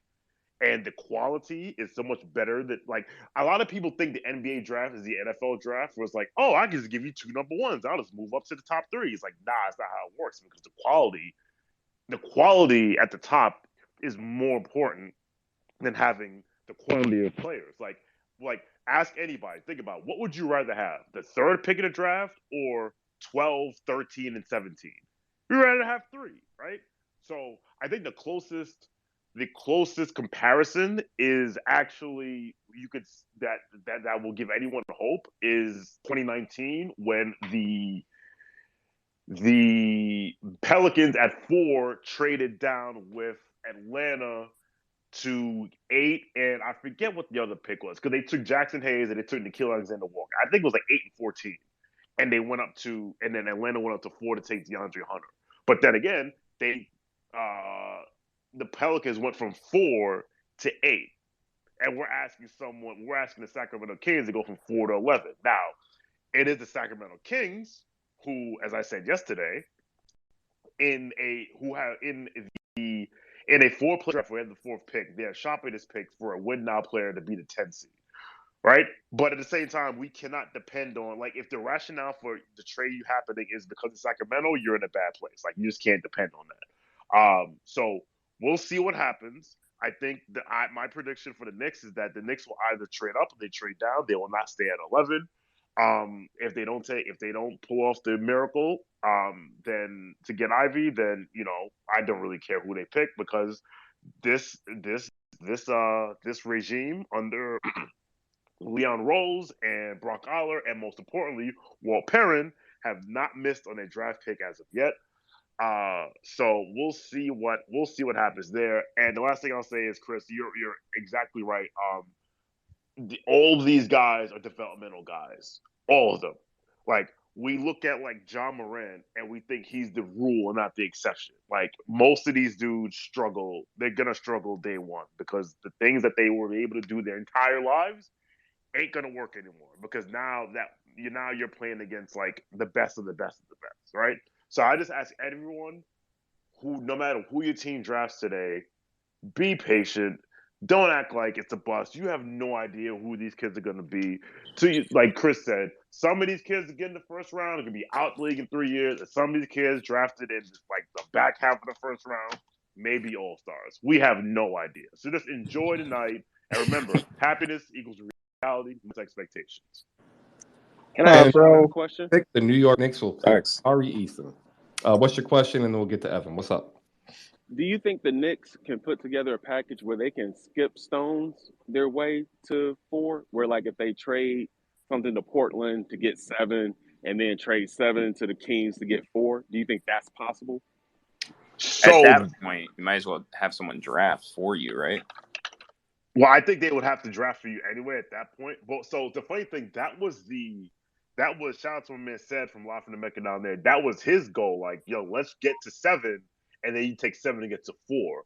Unfortunately, what we would have used to get to 7 no longer matters because Portland was able to acquire a forward, a 3/4, yesterday, which means that the player that we would hopefully use to get 7, they don't have to do anymore. So I don't know. Like I think like 7 would have been the partner. The only other person I would have seen that we could trade up for that may have something that we want is actually no, they're behind us. So like I don't know. Like I think it'll have to be to trade to 4, the Knicks will have to trade this year the 11. They're this year's pick, which is 11. The Dallas 2023 pick, which is top 10 protected, probably an unprotected either in 23 or 24. I would say 24. And young player here not named RJ Barrett. And that still might not be enough because, again, quality over quantity, right? So I'll say this to Knicks fans: do not get angry at the front office and don't trade for Jaden Ivey because they didn't tell you they were trading for Jaden Ivey. You just decided to read Twitter, and Twitter told you that we're trading for Jaden Ivey. So please, again, happiness equals reality minus expectation. I just think it's hard. It's hard to move up from 11 to 4 unless you give up the entire store. I will say this: I like Emmanuel Quickly, I like Quentin Grimes, I like Cam Reddish, I like these guys. If you think that Jaden Ivey is going to be a star, like a legit star, do not make Emmanuel Quickly the untouchable part of the deal, or Cam Reddish, or Quentin Grimes, or Deuce McBride. Like, don't do that. Like, because we got 8 players under the age of 26. They all ain't staying here. A consolidation trade is coming. So somebody gotta go. Whether we trade for Jaden Ivey today or not, somebody gotta go. Be prepared. It's gonna happen. Don't be like, oh, we can't listen. The Bulls could have had Kobe Bryant, but they didn't want to trade Luol Deng. Think about that. I'm done. I have Tari Eason going to New York, by the way, at 11. I don't think we're drafting. Is he a center? He's a small forward. Oh, hell no. No. Because if we draft a center, I will lose my shit tomorrow. Well, if you draft a center, it'll be Mark Williams. Evan, what you got? Then we go to CJ, Vince, and Tony. So I have no insight, obviously, but I just have a gut feeling that the Knicks, the Spurs, and possibly some teams around the Hornets pick, maybe even Houston, are going to be involved in a 4 or 5 team trade. Apparently, this is not inside or anything like that, but this is somebody that just messaged me this. Apparently, the Hawks trade offer blew up with DeJounte Murray. Now, they're focused on moving him out east. Now, I'm not buying that, but this is all just intel from Clutch. You're going to see a lot of articles come out in the next hour or so trying to push this man to go to New York. So that's just a fair warning because Jaden Ivey probably didn't work. He even tried to make it a subtle, maybe slight, that is a possibility in his press interview a couple days ago on Zoom. But yeah, New York needs to find a point guard, and y'all are going to get one another. We need 3 first-round picks, Cam Reddish, and a trainer possibly, something else, maybe something worthwhile. I don't know. Give us something that we need. I heard the Knicks have a really good in-arena DJ. We need some culture. We need something over here, man. So something, please help us. They should have never traded Ben Simmons. DeJounte Murray would be a 6 already. Hindsight is 2020. The Philadelphia 76ers. I was the whole time they shouldn't trade that. Hey, Chris. process, bro. Yeah, hey, Chris, you know what's crazy about it, man. Chris, you know what's crazy? if DeJounte Murray was a Philadelphia 76er a couple years ago, y'all would have won the title. I know. I've said that. I've said that to DeJounte Murray. Like, bro, I told him, like, he was rehabbing, like, and Jamal Crawford, he said, hey, I need to talk to you for a second about something for Hooper Vision. And like, he hopped on the phone. I'm like, bro, you know, if you were a 6er, we probably would have won the chip. That's how high I am. I'm high on DeJounte Murray, as you can tell. Oh, we know you're high on DeJounte Murray. I saw the violence you chose last night. It's not It violence. was brutal, man. He has no self-respect. It's crazy. It is not violence. DeJounte Murray is better than Trae Young. That's what I said. Bro, you got to stop, bro. It's coming from this. I'm the most disgruntled fan on Hoop Spaces about DeJounte, about this shit. 'Cause I've been helping him out, helping his worth, bro, boosting his stock for the longest time. And he pulls this. And, bro, look at his Instagram. He's still trolling. The trolling is not stopping, bro. I know. This kid's a teenager. Seriously. DeJounte Murray is one of only 2 players in my nerddom here, in my fantasy basketball nerddom, that I've drafted and never traded. So this is a man crush thing. Okay. No, it's not a man crush thing. It's an actual understanding of talent. Like, I'll say this. He trades for him on 2K. Hey, Shawn, how about the Knicks make a move for Murray? How about that? All right. Let's make it happen. Let me say 2 things. One, I think the gap between Trae and DeJounte is closer than people think because, again, defense is 50% of the game, but we exclude defense at our convenience, right? I just don't think, like, I'm not ready to go there yet with Trae Young. I'm ready to go there yet with DeJounte Murray, but the gap is closer. As to answer your question, Anthony, basically that's a Drew Holiday deal. 3 ones and 2 players, right? The problem, like, the Bucks made that trade because they're like, yo, we are a piece away from winning the championship. We are not there. So why are we giving away 3 ones and 2 players to get DeJounte Murray? It's like, congratulations, we're now going to win 45 games. Because they trade for DeJounte Murray. Randall definitely ain't going nowhere. Now what? You're right. You'll get 40. At least he got a point guard. Shit. 45, and now we have 45 wins. Still Alex Burks. And I'll make this clear: the Spurs don't want Julius Randle, bro. Ship his ass to Dallas, bro. Wrong Texas team, seriously. Yo, actually, he from Texas, ain't he? He ain't from San Antonio now. He's from Dallas. Make that clear. It's an hour flight. It's an hour flight, bro. It's an hour flight.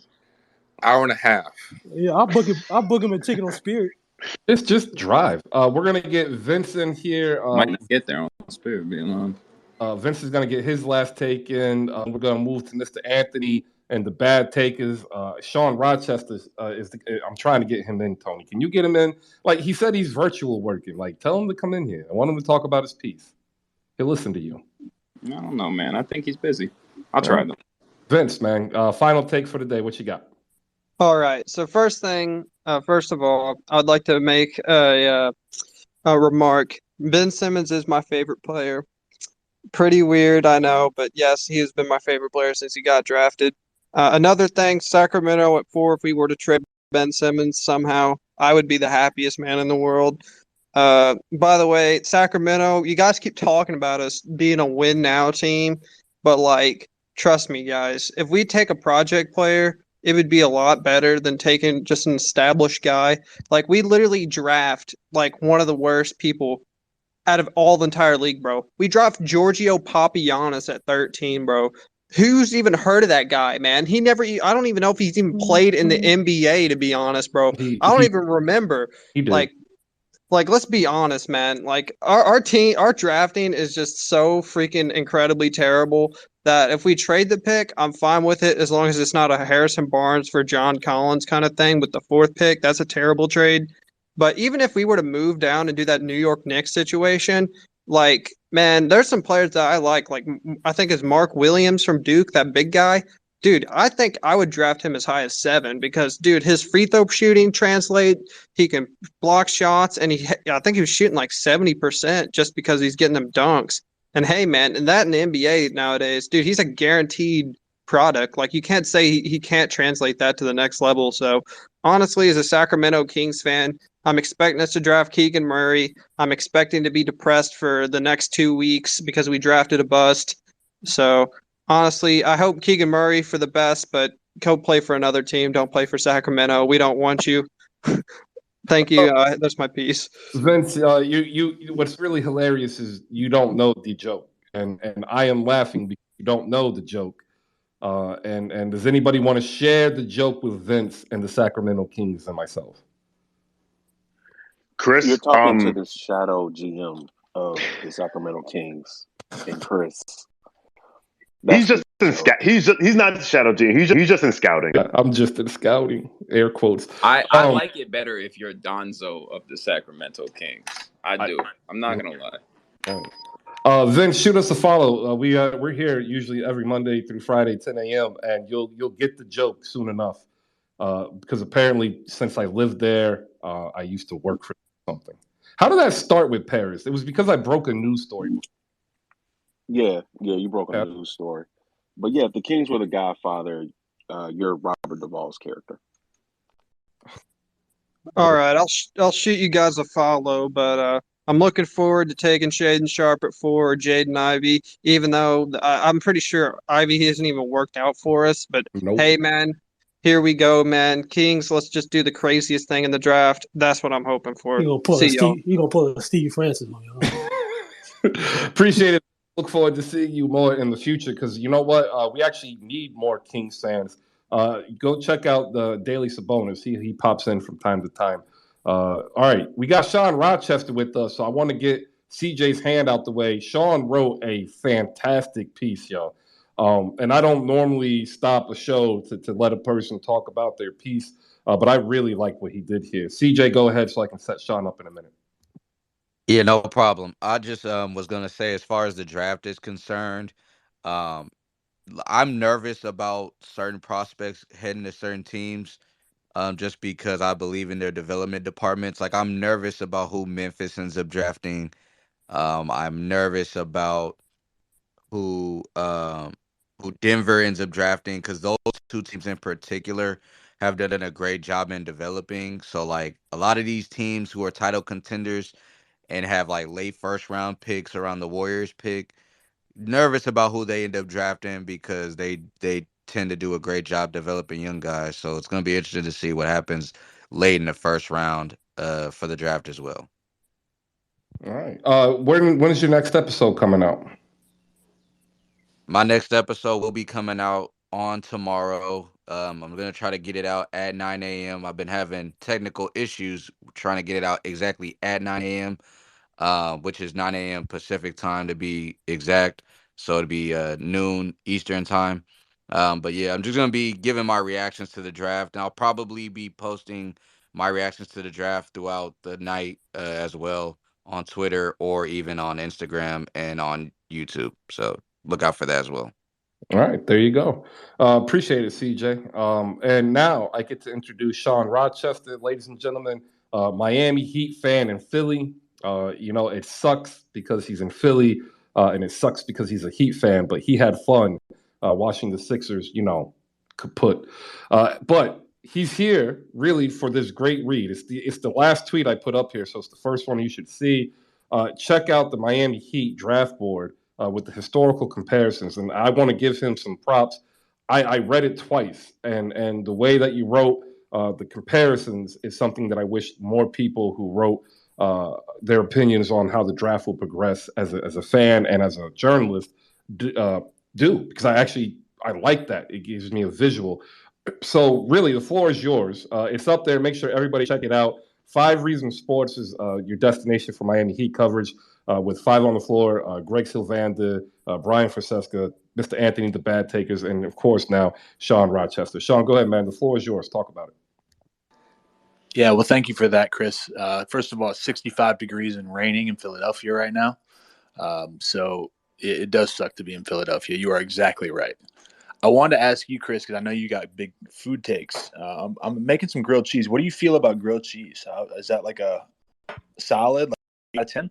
So grilled cheese is mayonnaise on the outside, so you can get the golden crisp, and you cannot use processed cheese.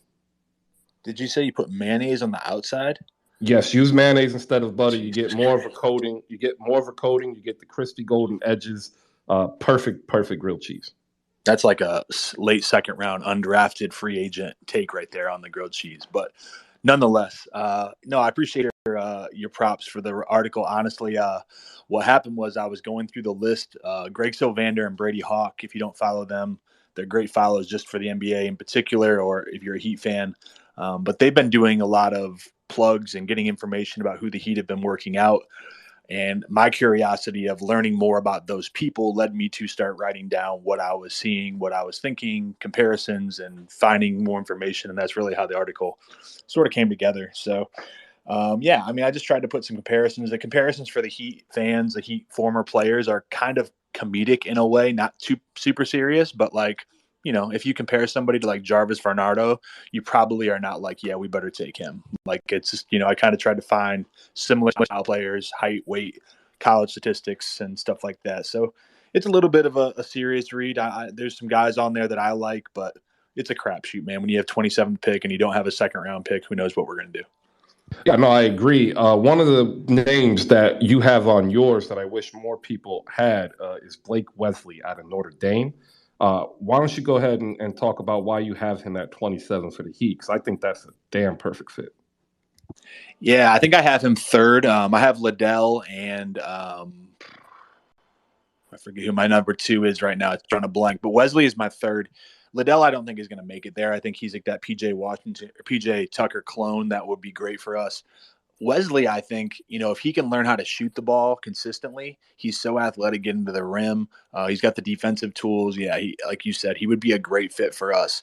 As probably a backup to limited minutes, then grow from there. He seems like a guy that could be there. I know recently this week, Greg said that they worked out Kennedy Chandler, which would be more of a backup point guard. I just don't see the hole that we have at point guard. We're shaking up something else, whether it's Lowry or Gabe Vincent going somewhere. But yeah, I really like Wesley as an option. All right. Is there anything else that you didn't put in there? Like, is there a sleeper pick you didn't add because you didn't want to get made fun of? Man, there's a couple guys in that late part where I would like to see them in summer league. Like, I don't think they're guys that are going to be instant impacts. Minot from Memphis, Darian Sebron, Champagne from St. John's. There's a couple guys but you watch those tapes, and especially what I was doing watching highlight tapes or just brief parts of games, you can sell yourself into any of these guys. You know, if you can make a highlight tape as a high school coach, you make a highlight tape of anybody and they can look good. So it's interesting. But you know what? It's the fun time of year. You get these dreams of who you're going to get and what they're going to be, and you just don't know. It's the fun part of the draft.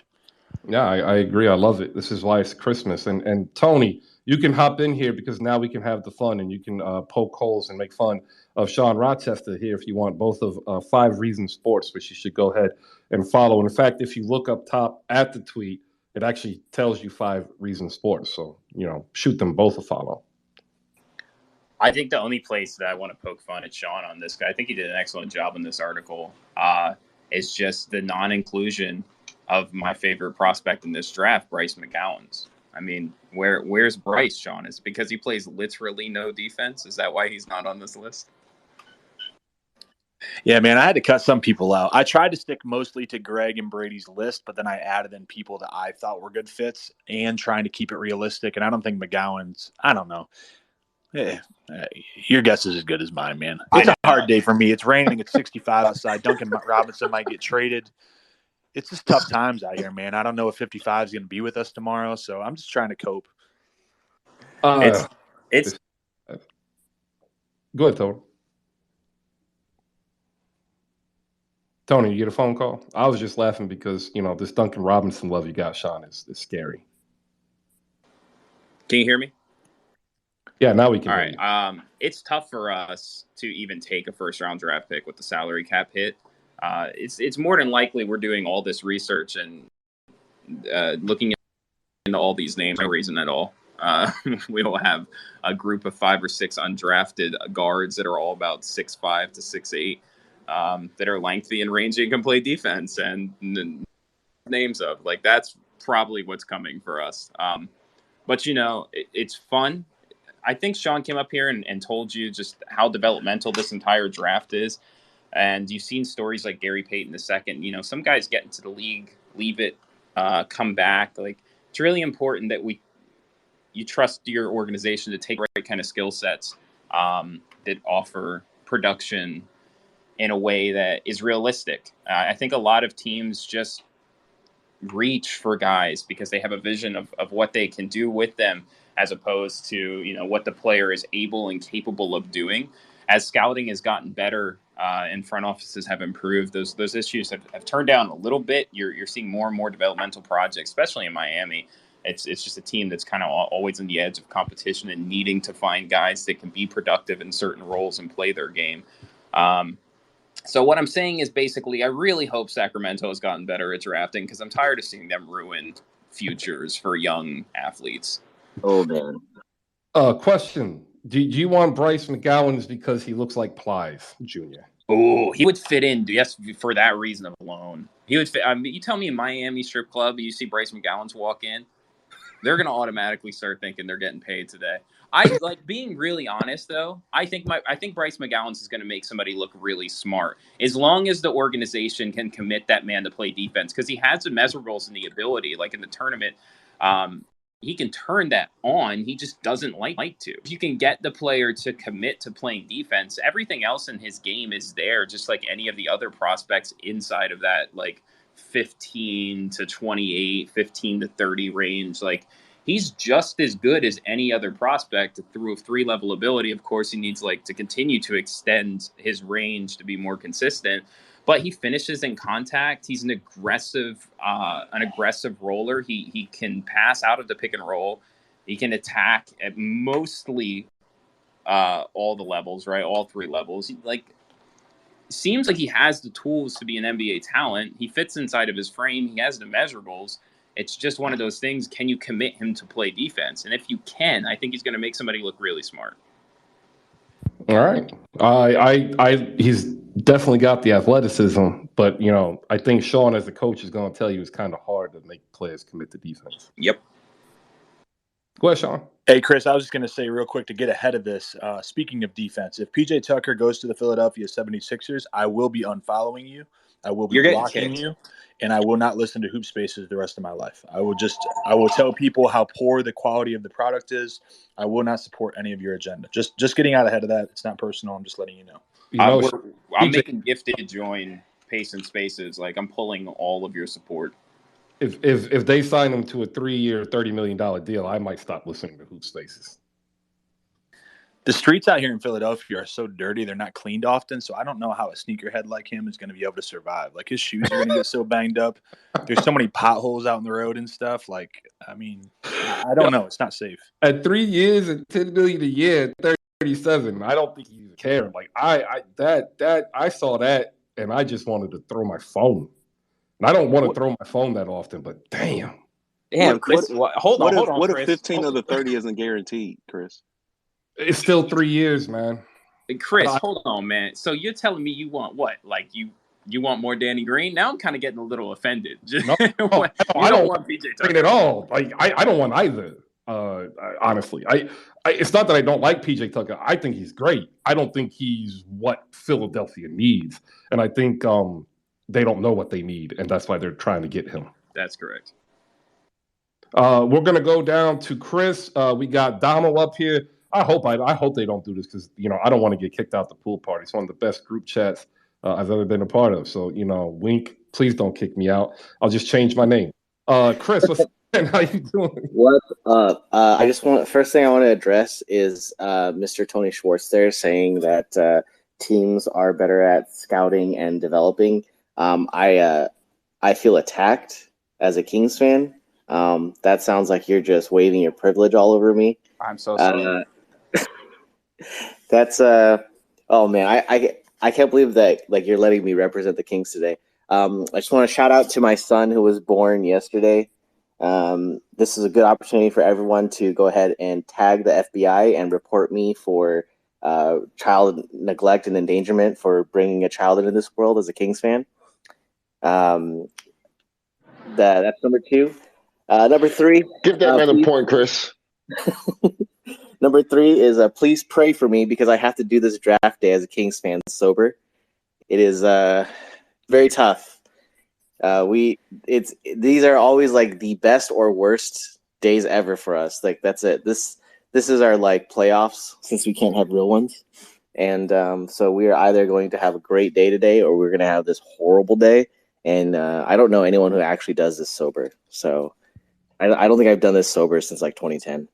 So 10 years ago, I'm living in Sacramento, and Thomas Robinson is drafted. Jesus, please don't. Listen, I don't want to retread trauma, man. I am sitting because Lillard was right there.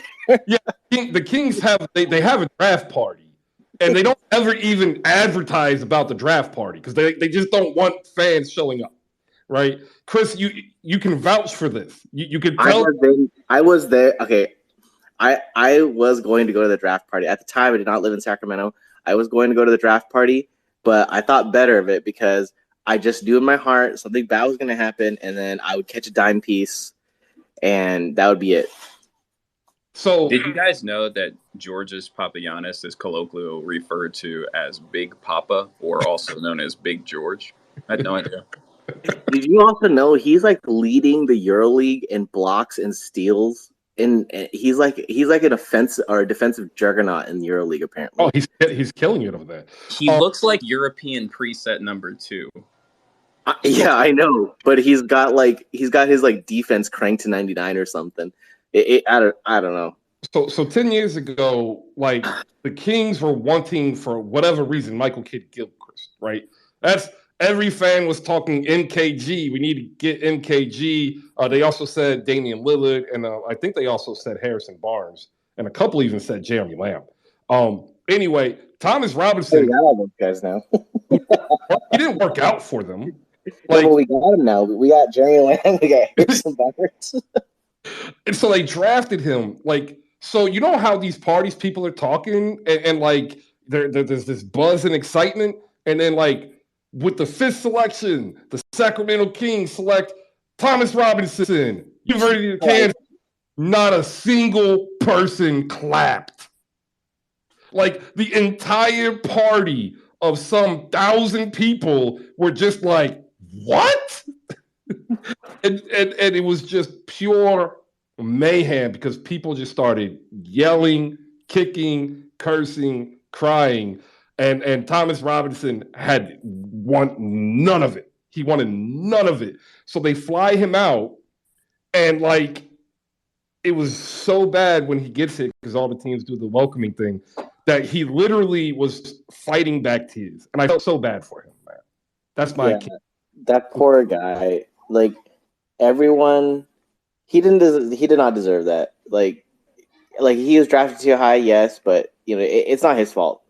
And fans are dumb, and so they just find someone to like aim their anger at. But man, I still remember that day too. I was so young. I was listening to it over the radio, and I literally pulled over and just like stared out on the road. Like I was on the highway. I was on 90 going south. I pulled over, just staring out in the middle of a field, like in the middle of Fresno. I had a catch in the rye moment at that point, just like. And then I also remember Terrence Jones drafted. God, please. Going to be the dude that made everybody regret not drafting him, and I was wrong. I'm going to get Domo up here, Chris. We'll come back to you. We also got Noka P down below. I want to thank everybody here popping in on your Friday or pre-Friday edition of Hoop Spaces. NBA draft tonight, obviously. That's the story here. There's also some Kyrie rumors and news if you want to get into that. If you want to raise your hand, go ahead, man. I'm going to try to get everybody up here. I want to give a big thank you to Shawn Rochester for dropping in while he's virtually working today to talk about that great piece. And I urge everybody to go ahead and shoot him a follow and, actually read the piece and get smarter. But up next, we're going to go to Domo, my friend who is a diehard San Antonio Spurs fan who probably feels betrayed by DeJounte Murray. And he probably didn't get a single wink of sleep in those crocodile tear-laden eyes. Domo, good morning. How you doing? Bro, I legit got a call. You hear me? I legit got a call as soon as you. Oh, let me put my phone on D&D. 1 second. I legit got a call as soon as you finish your intro. But Chris, this is blasphemy. Why would I slept like a baby last night? I took some medicine. Y'all know what type of medicine I take. I consumed that. Went to the gym yesterday, man. Got a couple buckets up. I went 1-1 in the run. 808s. I hoop at a Lifetime North Dallas. If you want a bucket, is 808s even in here? He ain't. I'm gonna just shoot him that shot later. Anyway, that being said, man, I slept like a baby, man. Had some tostadas yesterday. In honor of my Mexican heritage. But anyway, you got me off because I had to defend myself from my blasphemy. I need to get into my blessings if you don't mind. Is that all right? Yeah, absolutely. I want to give a special blessing out to Greg Popovich, Becky Hammond, as always, the crown jewel of the Popovich coaching tree, Steve Kerr. And then today I want to give special shout outs, man. Want to give a big shout out to a big blessing to R.C. Buford, the greatest team builder in the history of professional sports. Want to give a big shout out to Brent Barry. I hope you forgiven Tony Parker for what he did back in the day. Y'all just need to go ahead and make up and be friends now, man.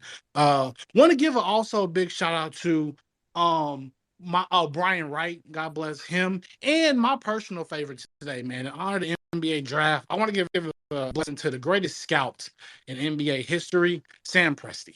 Man, God bless you for making R.C. Buford draft Tony Parker and making sure that Tim Duncan had 4 more rings on his legacy. Chris, that being said, tomorrow I might be a little bit busy and I might not be able to come into Hoop Spaces. So I just want to get my propaganda off right now if I can, not even knowing what we're going to do tonight. Whoever the Spurs draft at number 9 is going to be a future Hall of Famer, will probably win at least 3 championships. DeJounte Murray ain't going. If he is going somewhere, we'll probably win that trade. They're saying that they were asking for a Drew Holiday-esque deal, which is 2 picks, 2 pick swaps, and 2 players. Ain't nobody giving up that for DeJounte Murray, although they should, because he's a great player and he is currently on Instagram trolling everybody. Whoever we get with the 20th pick will be someone who was supposed to go around 7, 8, or 9 and then fell down to 20. I'm gonna say Usman Dang just because I like that dude's name. If not, I think it might be that dude from the G League who's from Australia. One of them two, I'm going to just bet they're going to fall, and we're going to be right there to scoop him up, and we're going to turn that man into an all-star. And whoever we get at 25, if we don't trade that pick, if we trade that pick, I think it'll be for like kind of a key linchpin veteran. And we might even take back some salary and get a future pick. I'm going to just throw this in the air. Knicks, give me Julius Randle in a pick next year. Lottery protected. And I'll give you that 25 this year so you can free up some lottery space, go after or some cap room space, go after Kyrie. We'll get a pick next year. And a veteran that'll probably give us, listen, Julius Randle, he can probably give me 17 and 5. And I can see him doing that, maybe 17 and 7. Yeah, I'm cool. He can play small ball 5. You can give me Julius Randle. I'll take Julius Randle for a year. Give me a pick next year. I'll pay him his salary. That's perfectly fine. If we stay in that pick and we end up drafting, I'm thinking like a good junior. Maybe like a well, no, we got a good point guard. Maybe like a shooter. You know what I'm saying? Some white boy that played 4 years. Evan, give me a Caucasian. Hold on. I got one of those. You want one of those? Yeah, give me a Caucasian upperclassman shooter. Oh, I got one of those. About right from Michigan. One of them. Is he from Michigan? He's from Michigan. Oh, you talking about Duncan? You know what? Y'all paying that boy a lot of money, but I really wouldn't mind Duncan. Cost control, Domo. Cost control. Great team building asset. You know what? Oh, you're not wrong there, man. This is nasty. I do kind of want. It was nasty when he wanted Julius. That's the problem with the Spurs right now, Chris. We don't got enough Caucasian shooters. That's the real issue. Stop, bro. Stop. Evan, think about it. Think about all of our championships, and we usually had a Caucasian shooter, Evan. Matt Bond. Let's get into it. Domo, we're missing an Italian, bro. We're missing the international flair I've been trying to promote for weeks, bro. I just said, Domo, it's been 4 since Julius Randle averaged 17 points. Like he'll give you 17 and 5 in his sleep. I'll take that. Listen, I will pay Julius Randle salary. Give me a pick, right? Maybe 2025, non-protected. Knicks, y'all so confident in yourselves. Y'all going to be in the playoffs by 2025, right? Every year's the next year. Go ahead and give me that pick. It's probably going to end up being a 28 or 27, something not even good. We'll take Randall's contract. You go get you Kyrie because he's obviously not going to ruin nothing. You know what I'm saying? He's such a stable asset. And we'll rock with it. Look, Chris, call in the league. Give me on the phone. Where's Wobat?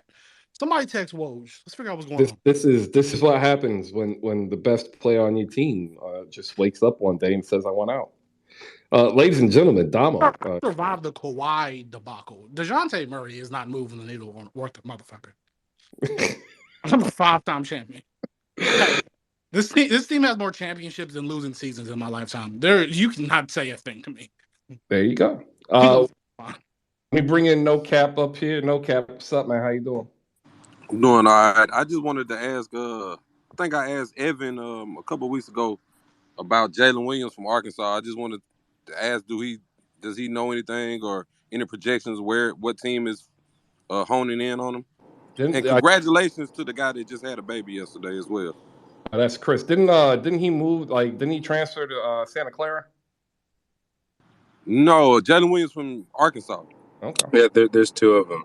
Yeah, so Jalen Williams is kind of like I don't want to say a tweener in between the first round and the second round. He's honestly falling in between like the 38, 39 into maybe like the 40s. Some team is gonna be high on him in the first round, but if it's not like the Bucks, if it's not like the Mavericks would swap their picks, and they're probably not gonna get him now because they probably have a lot of gym at that position now. But look for a team that is in that, I don't want to say playoff mix, but needs a center. He's basically, I'll give this comparison. He's basically what DJ Wilson was supposed to be, if that makes sense. DJ Wilson was actually picked in front of who? John Collins. Imagine John Collins in Milwaukee. Yeah, that could have been a thing. But, I'll say this about Jalen Williams. If he can have maybe a solid 6 months in the G League to fill out his body and to build his confidence, this kid is going to be like at least like a Jayshawn Tate-esque role player Jason Tate plays a lot of small ball five with the Rockets. They're obviously tanking, but he plays 25, 26 minutes on a bad team. I could say the same thing for Jalen Williams, depending on the roster. He's got that motor, like as an athlete, especially on the defensive end. I like Jalen a lot. That 6 months in the G is going to be all for offensive development, though. Without athleticism, that man needs to develop a bag, and he needs to develop it quickly, or he might stay in a minor league like that. TJ Leaf was also drafted before John Collins. Yeah, we don't talk about TJ Leaf in Miami. TJ Leaf. Domo, that's your white shooter, right? TJ Leaf, right? Come on. Hey, listen, Domo, let's get back to that They're real not quick, doing bro. the science. Domo, let's get back to that real quick. I got white shooters in all flavors, bro. I got ones that look like stars in Marvel movies. I got ones that look like they'll do your taxes. What do you need, man? No. Send me Giancarlo. What's up? Okay. Honestly, the Spurs just need Ski. How do you say his last name? He was a Laker. He was a Piston. He was a OKC. Ski. Yeah, I don't know how to say his last name. Yeah. Milicic, or It's not that easy. It's something hard. I can't even pronounce it. I mean, you could always circle back and pick up Anzhes Pashniks. I need one of them Caucasians that don't even listen to rap music. That's what I need. One of them, boy. Duncan Robinson coming large. Bro, I got Come get Austin Reeves. Listen. The Spurs shut down Danny Green's podcast way back then. You think they're gonna put up with Duncan Robinson's? Nah, bro. Look here. Look. Macklemore's older brother needs some love, and he can shoot the rock. So let's push Mr. Anthony and the Bad Takers propaganda here, and let's find Duncan Robinson a new home. You know what I need, Chris? I just thought about it. Give me Gordon Hayward right now. Give me Gordon Hayward right now. Somebody stop. Gordon Hayward. Domo, stop. Not listening. Domo, It's go get another dope. That's what. Yeah. Hey, look, that might fit Damo's mold. Nobody really knows exactly where he was January 6th, right? He's got an injury history, but you know he can be a scorer at three levels. Like, I think this might be his guy. I'm gonna play music, and I'm gonna mute everybody now, and I'm gonna play some music. That's what I'm gonna do after that. That was funny. I'm in tears right now because of January 6th. Thank you everybody for popping into your pre-Friday edition of Hoop Spaces. We are on YouTube now. You should go there and click the subscribe button. We are powered on YouTube by audiolabs.io in the beta. Once it's opened up, we're going to try to get some of you content creators in a room, and we're going to talk to you. And what are we going to talk to you about? We're going to talk to you about coming together and creating a home for all of your content. And I think that's going to be dope. So make sure that you do go and check out Hoop Spaces so you can see what Audio Labs is providing us here on this beta. And if you're interested, shoot a follow and, keep abreast because we might be making some moves soon. I want to thank Domo for coming up here and throwing the chaos grenade. Like I had no idea that we would be talking Duncan Robinson, Tyler Hero, Kyle Guy, Matt Bonner, Des Bertans, Luka Samanic. It's amazing what we can do here on Hoop Spaces talking ball. All right, I got one other person that's popped up here that you've heard before, and I'm going to try my hardest to make it into Nets Kingdom today on YouTube, ladies and gentlemen, and that is Saint from Nets Kingdom. We're going to get him in here, and then also Mo is in the building, and that is Mo Knicks Takes. It's trademarked, and it's dope. He actually has spaces that, I've seen one, and he told me the other day, 1,000, 1,400, 200, 300. He gets reporters in here. So if you do want another avenue for basketball content, make sure you shoot Mo here a follow. Saint, you're up, man. What you got for us? Real simple. Yes, obviously the Nets have zero skin in the game tonight, unless all of a sudden we happen to trade Kyrie and KD, then we're drafting everybody in the NBA. Outside of that, I just came up to say, appreciate you shouting out. Yes, we are doing an NBA draft stream tonight, just general NBA talk. Bunch of random people stopping by. You might stop by. Malik is going to stop by. Scoop B is going to stop by. Other random people doing Brandon and Jay, just general NBA talk. Good time. We're going to stream it on YouTube, Twitch. It'll be on Twitter as well. If you want to hop in and talk in the chat. You got to watch it on, I believe, Twitch and YouTube. Other than that, just looking to have like a good time tonight. Love the NBA. Looking forward to it tonight. And you never know. You might get some news about your team you're not expecting. Outside of that, just looking for a fun night. All right, yeah, there you go. A fun night is always preferable to unfun night. And Shawn Marks did you guys a favor by trading your picks because you won't have to worry about having an unfun night. Exactly. What are you looking forward to as an outside observer? Actually, I'm gonna choose misery today. I want to see, like, one of my favorite thing about the draft is like when you see all the fans in there and they're all excited and they think they're getting. I think my favorite was when the Knicks thought that they were going to get the pick to get Zion, and like just the reactions. Like, I love reactions. I love like the disappointment reactions, and then sometimes the freakouts are good. But it's always good to seeing players realize their dreams. So I don't want to be too morbid, but yeah, that's where I'm at. I'm just sitting back to watch whatever happens tonight. You just want to see tears. Hey, you're telling me not one person didn't laugh at my Nets the last 2 seasons, or nobody up here has taken any joy in watching us be where we're at? Like, come on. I've personally loved every minute. I know you did, bro. Oh, I mean, that's one thing, but like you're talking about fan reactions at the draft. That's Dude, I'm sorry, but today's fans have gotten out of hand, so some of them deserve it. I had one yelling at me in the DM, and I'm like, "What are you doing? Like, why?" The combination of social media with NBA fans now has just, it's really watered down, destroyed some of the fandom in this game, because you have this stan world that they don't even like teams. They just like a player. They destroy fan bases, in my opinion. It just, yeah. So I have no loss for whiny, new age social media fans. I don't. I'm with you because if y'all don't remember, I do. I will never forget. They were actually Tyler Lydon stands. I didn't know they were called stands at the time. I didn't know that. Like, I actually just learned that in the last year. But yeah, there were people repping Tyler Lydon. Just letting y'all know, man. Like, it's real out here in these streets. Mo, what's up, man? It's good to see you. Come in, talk Knicks. What do you want at 11? My man, Chris, always appreciate you having these spaces, bringing together different fans from different organizations and content creators. It's nice to see perspectives from different fan bases. Very surprising to hear from a Nets fan about fans talking crap about different players in different organizations. But I'll let the Nets fan go there, even though he wants to see Knicks fans disappointed today.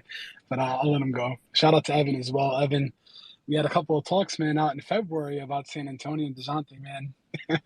We spoke about this a couple of months ago, my man. But I mean, realistically speaking, me being a Knicks fan, what I like DeJounte Murray. I mean, of course, to me, he's one of my favorite point guards in the league. Young kid, two-way player, 18, 9, and 9 a game, averaging almost a triple-double on a team that's not that talented. The kid's already proven himself. He was an all-star this year as well.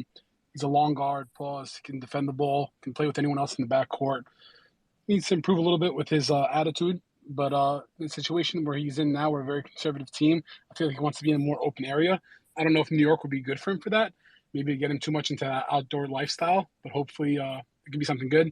My biggest concern there is just him being a clutch, represented by clutch, and us being a CA linesman in New York City. So that's I don't see anything like that happening just because of that. But I think that we do have the assets.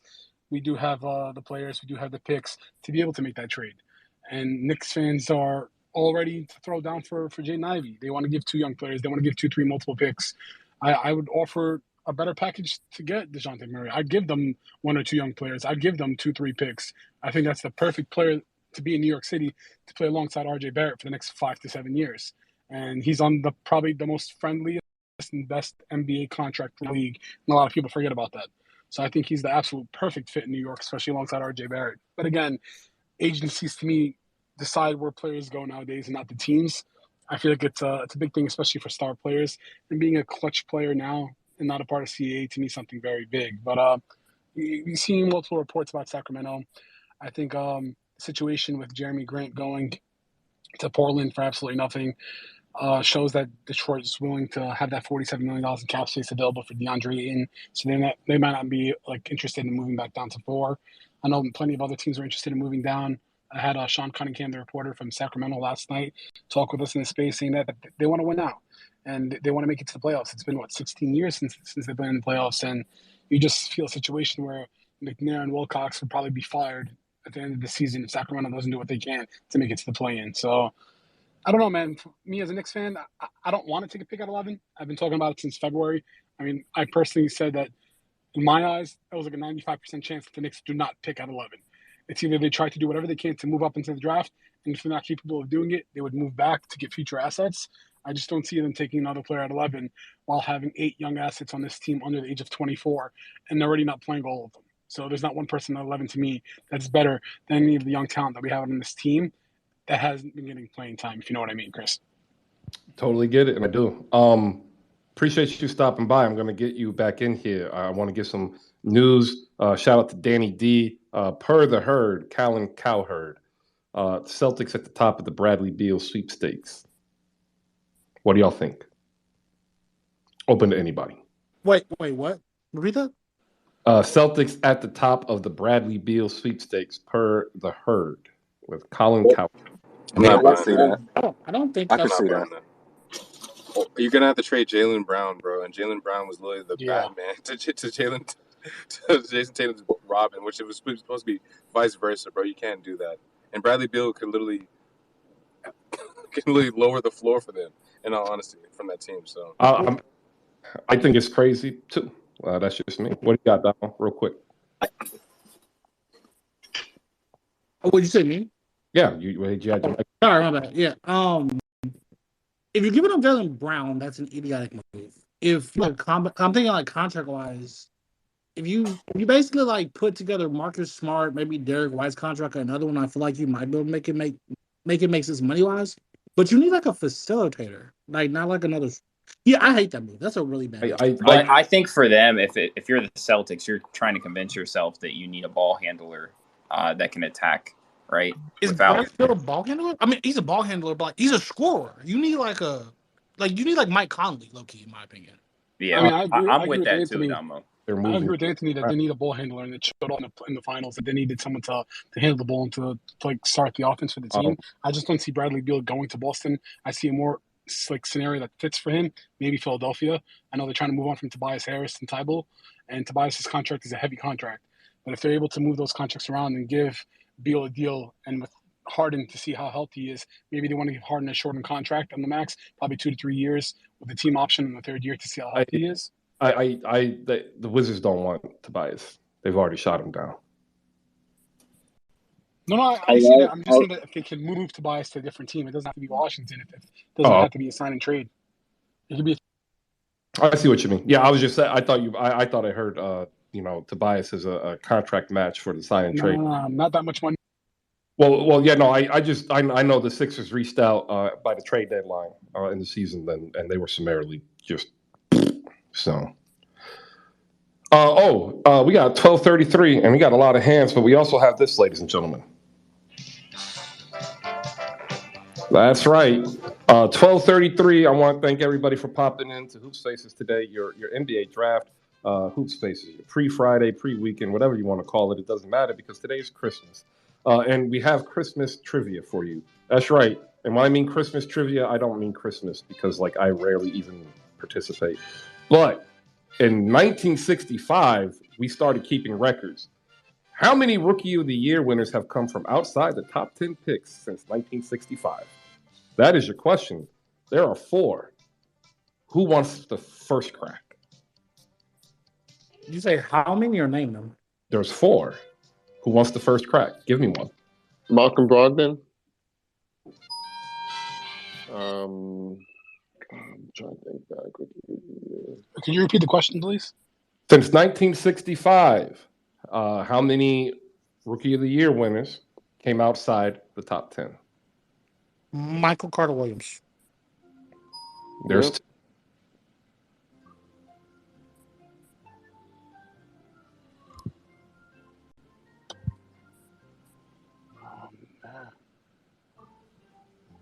Where was Tyreek Evans? He was top 5, wasn't he? Yeah. Yes, he was. Kings legend Tyreke Evans. I can tell you this, Bo's going to be upset. Mark Jackson and Jamal Wilkes. Yeah,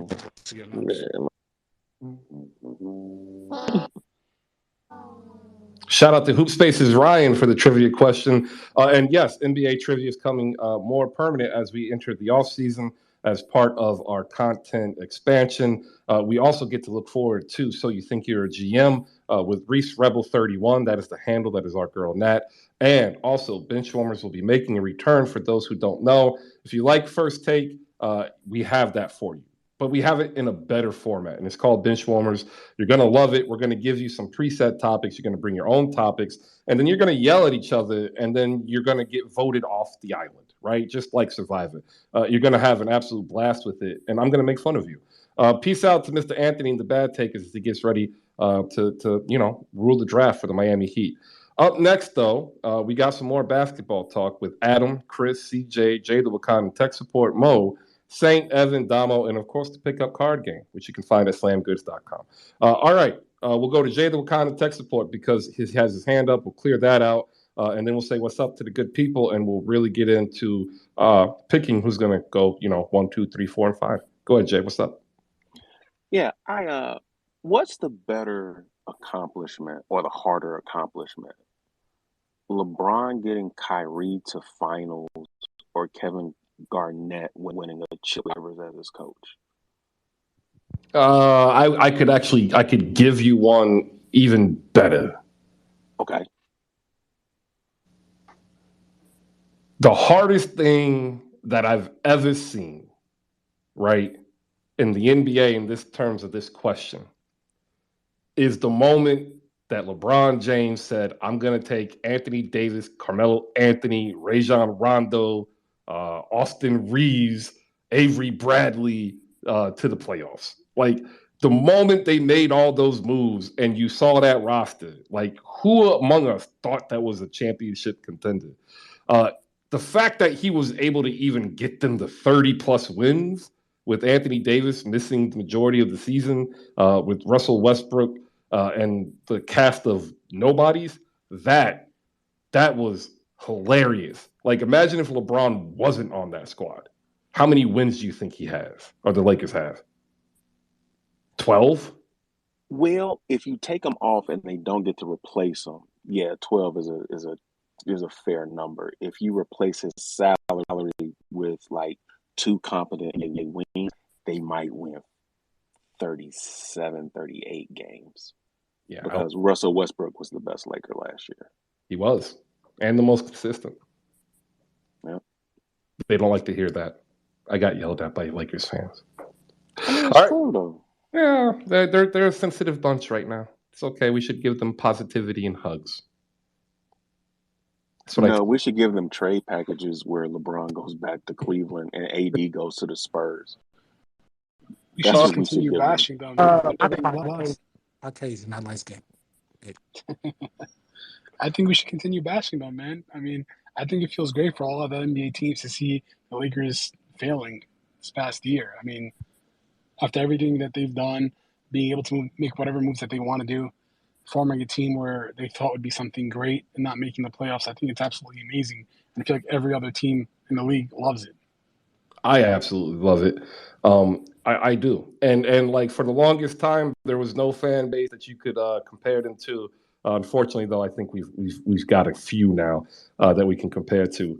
All right, we're at the closing part. We got like maybe 15 minutes left as we get ready to wrap up. But I want to hear who you guys think is going to go in the top 5.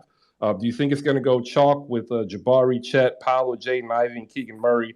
Or do you think there's a scramble play here? And I'm not going to lie, I think there is. I think Oklahoma City is going to throw the draft in a tailspin. That's just me personally. We'll go to Evan Townsend first, ladies and gentlemen. Good morning. Yeah, so I know Woj tweeted this morning like the order is already pretty much staggered. And, not only agree with that, but there may be some teams saying, hey, like, Jaden Ivey is worth the 4th pick, but the Kings aren't going to take him. It's going to be Indiana or the Pistons trying to move up to get him at 4. Keegan Murray has been like the most King like player that makes sense in terms of a prospect. Has had multiple private dinners with them. Basically is like the lock for them. But take him at 4, I won't say it's a stretch, but you can definitely leverage something out of Indiana or the Pacers. So that's the top 5, but there's going to be some shakeups. One way or another, you're going to have a lot of teams baiting like the Knicks. Even the Spurs are trying to get on the Keegan Murray sweepstakes. Sorry for the background noise, but literally the top 5 is solidified, but look for some teams trying to get in the mix of things. All right, yeah, no, I agree. Who do you think goes 1, 2, and 3? You think it's chalk? It's chalk. Jabari is about to announce he's signed with Adidas. He's only been posting him in Adidas socks, Adidas shoes. That has ties to Orlando. Think of Jalen Suggs. Think of Dwight Days. Pretty much as soon as Jalen Suggs committed to Adidas last year, that's when Toronto. That's when everyone knew that he wasn't going to be selected by Toronto. There's a lot of insight behind that. Really shouldn't have said that, but that it obviously is like a tie that makes sense. And then realistically, Chet had pretty much confirmed to a fan yesterday in New York that he's going to OKC. He apparently got the LeBron, what do you call it, rollout red carpet treatment when he went to OKC. Showed him all around. Josh Giddey, and he actually confirmed to a fan, like I said, I'll see you in OKC next year. Yesterday, so I think that's a lock. And Houston, Banchero, keep KPJ ties. They're really gonna try and get Torrey Houston and Marjon Beauchamp, all Seattle guys. And there is a rumor that people are trying to push to me that they're going to try and leverage DeJounte in a 3-team trade to get all of them together, all the Seattle boys in Houston. So, Are you trying to collect Infinity Stones? dude, no, for real. Like, that's insane. So, I want to give a shout out to JF Cake, ladies and gentlemen.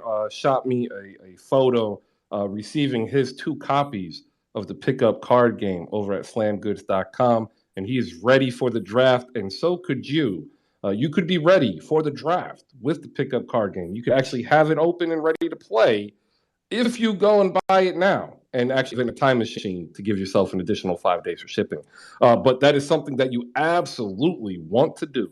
It's a fun game. I play it myself. I played it with my son. It actually brought my son a little bit closer to basketball. And if you gamble, you're gonna love it because you can gamble with it. I don't want to tell you how. I'll let Pickup Card Game figure out how he wants to package that. But it's a dope concept. If you like trading card games and you like basketball, you'll be hooked. Go check it out at slamgoods.com. And we'll go to Pickup Card Game next to get his thoughts or his closing thoughts on the NBA draft. Go ahead. How you doing?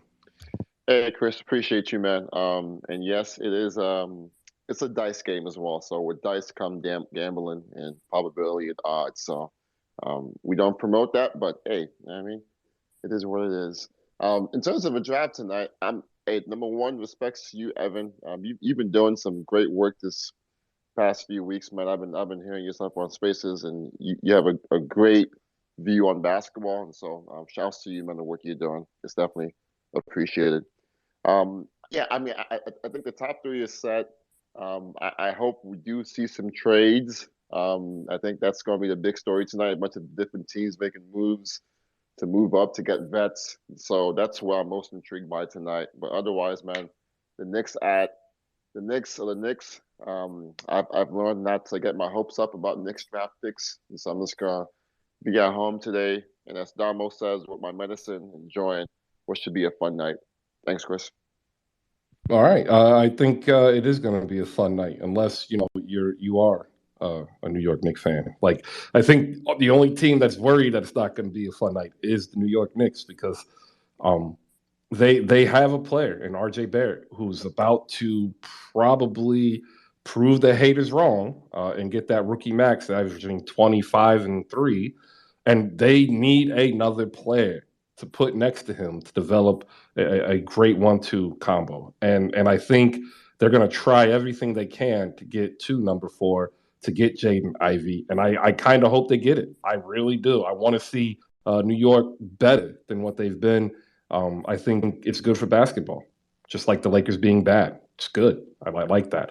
Up next, we're going to go to Adam, ladies and gentlemen. And if you haven't checked it out yet, I was on with them last night on the Locked On Nets podcast that you can find on YouTube and where all your podcasts pod. And we were talking the young guns with the Brooklyn Nets because they don't have a trade. But I did say that if I'm Sean Marks I try to get into the back end of this draft.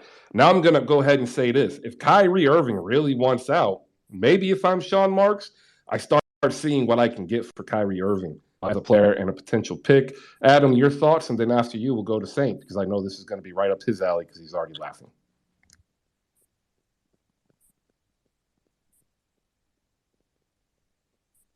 Give him the horns. Hey, I was going to give Adam the whole time. All I was going to sorry. say, I just got my pickup cards in the mail. Adam can handle this. No sweat. Easy. I don't want to take any time, but shout out to Pickup Card Game.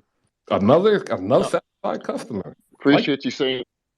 No, sorry. Yeah. No, I was just Saint and I have had conversations about Kyrie Irving, and again, like the off season when these narratives come up, you explore them from all the different ways. Listen, do I think there's a incredibly low percentage chance that Sean Marks is out there saying it's draft night? Hey, Kyrie's done here. Who wants to send some picks our way?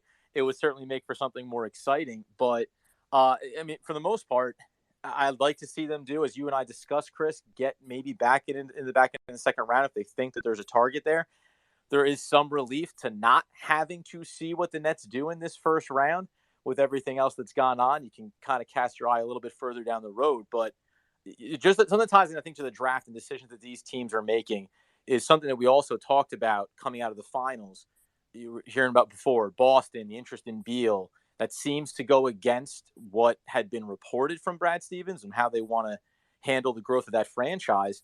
But even though it's positionless basketball, you see how role-based basketball still really matters, right? So Boston lacking a little bit of that pure point guard facilitator on their team. How do you go about acquiring it? And is it worth it to gamble big on a high-priced player established in the league like Beal? Or do you put your trust in what you can get in the draft and developing that young player? And that's a big philosophical shift that I think a lot of GMs face. And, Chris, as you highlighted last night, the best GMs try to hold on to these assets and make the decision in the moment and see how things are progressing on a draft night like this. The Nets aren't going to have that opportunity, but a lot of other teams are. See how the board is falling and then make a smart choice that doesn't handcuff you in the long term, as everyone's been mentioning. Controllable talent from a cost standpoint. That is such a huge component of what you do, especially when you're the Golden State Warriors and their established talent that makes big money. When you're the Boston Celtics and what they have in Tatum and in Jaylen Brown, you need to be able to be flexible in what your approach is while still having kind of a framework in place, something that the Brooklyn Nets have obviously done a far-ranging dance on. And the better teams have a consistent plan in mind, regardless of what the pieces and players are. The ones that kind of build and swing big, like Brooklyn has the last couple of years, can kind of get caught in the wash sometimes. Yeah, I agree. And I just want to press this idea of Beal to Boston. Look, they're not gonna, if they do this, I'm not expecting Brown or Tatum to leave. Like someone said that before using Jaylen Brown. That cannot be what they're doing. If they're going after Beal, they're keeping every important player on that team in place. Like all the most crucial ones are staying there, and they're going to sacrifice anything else. I've got Horford, White, Nesmith, and multiple first rounders out the door to get Bradley Beal. Right, and like I know what Al Horford did for them last year, but it's another year. And at this point, what you're saying is you couldn't score enough, you couldn't move the ball enough, and Al Horford isn't going to do that. Can you imagine if they did this trade, if they're able to pull this trade off, a starting trio of Bradley Beal, Jaylen Brown, and Tatum from 2 through 4, with Smart as your starting point guard? Maybe they just go through with the idea of a shared responsibility for facilitation. And guys, with Robert Williams at the 5, if he's healthy, that's a scary 5-person lineup. And to your point, Horford and White, their value at different points of their career, but respectively, like White could not have done any better for himself coming over to Boston. Peak value right now, probably.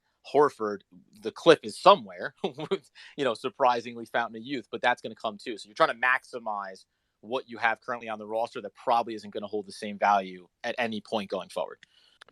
Yeah. Say that again, Mo. It's a smart situation for Boston. I mean, Adam, you're probably the most intelligent Net fan that I've heard speak, to be honest. So kudos to you. Not a big fan of a lot of Net fans, but everything you said was really on point. I mean, I agree with a lot of the perspectives that you put out there. But the situation now with White, you trade high, man. He really stepped up this year, especially in the playoffs. It's a situation that you can trade high. And I understand the Horford situation of him being there, putting these guys together, being that vet that like led the team. But with Robert Williams emerging, and he's still on a friendly deal with this team that they gave him last year, you go with Robert Williams as the 5, and then you have a nice young youth. And you bring in a player like Beal to play alongside with them that can control the ball instead of Marcus Smart controlling it. It's a big problem right there in the East. It's a very big problem. We have breaking news, ladies and gentlemen. Cleveland is acquiring Sacramento's pick number 49 in tonight's NBA draft for Sasha Vezenkov. Yeah, Vezenkov. He's 26 already. He sounds Caucasian. Well, he's Eastern European, yeah. He is 26. He's a first-time All-EuroLeague forward. He was the 57th pick in the 2017 draft. Shout out CJ the Unathletic for the lead. Jay the Wakandan, you got your hand up. Your parting shots. Who do you think goes 1, 2, and 3? Oh no, I think it's chalk. But like Kyrie to the Clippers for Powell and Marcus Morris Sr. Who says no? Oh, in the 2028. Yeah. But the Adam Clippers Silver. are one of the more favorable.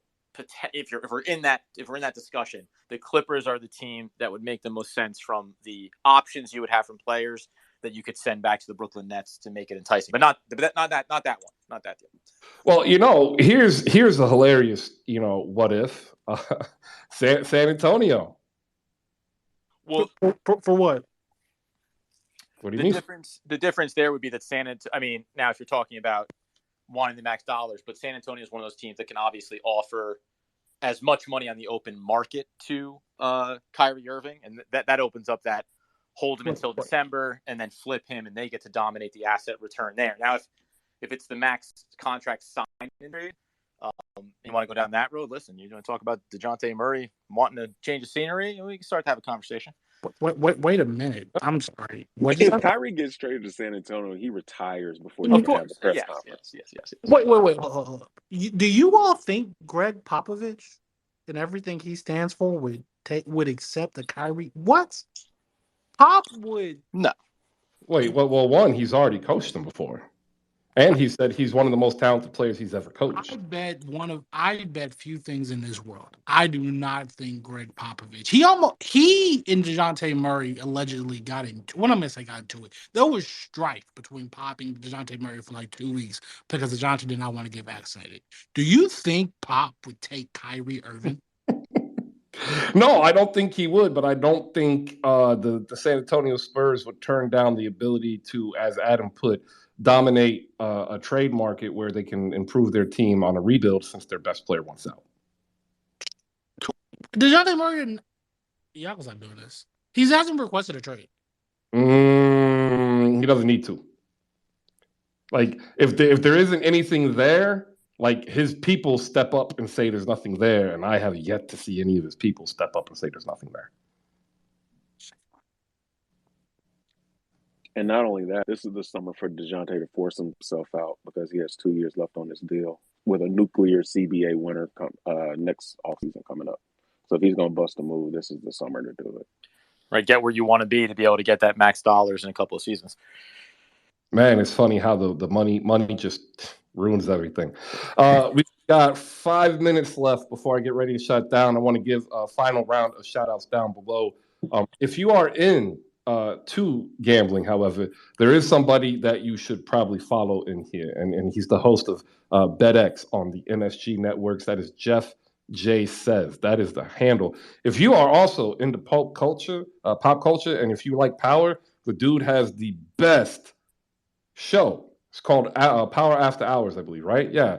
And you actually had that on the very first live from the Mecca. We talked about it, and I remembered because I had yet to ever watch an episode of Power, but he was like the only person who's actually explained the show that made me say, like, you know what? I actually might watch that. And then I don't have cable. But I just wanted to say, like, he's really good at his job. If you are on Twitter and you're looking for growth, check out Zeke Spoon. That's Spoon of Zeke. He hosts almost daily spaces about Twitter tricks that you can help use to grow your platform. And you can also check out his videos over at YouTube as well. Cashspiracies and Flopaganda is down below. Strange, because normally he pops up, but, you know, it is what it is. I'm sure we'll hear him tonight. Kent, Just a Clam, and the Mudflats of Portland.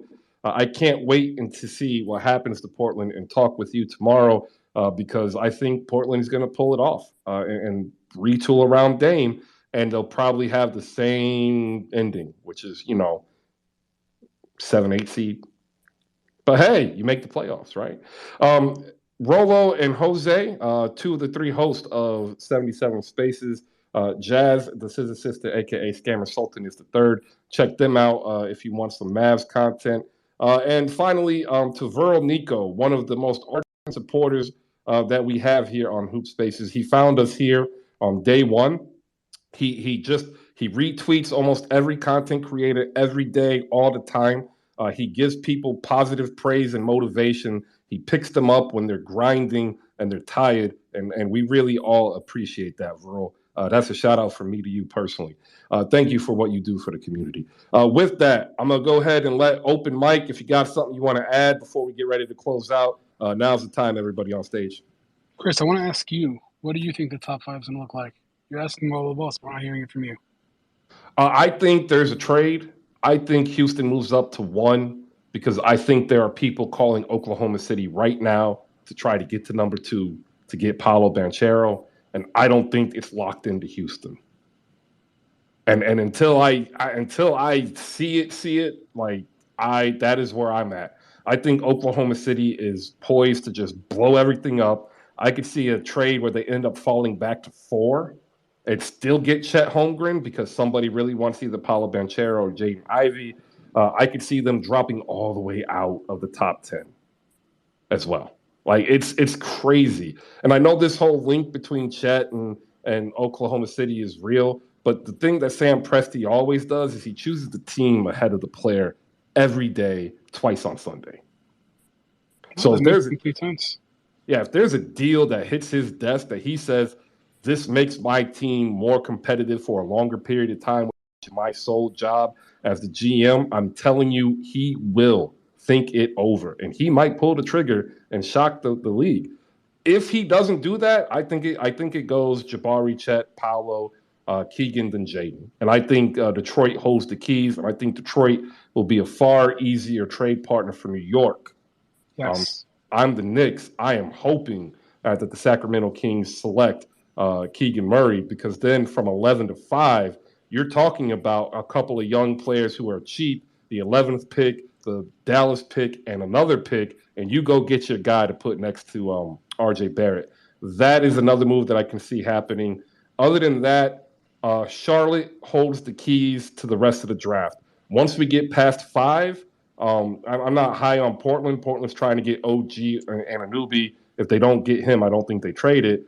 But Charlotte is desperate.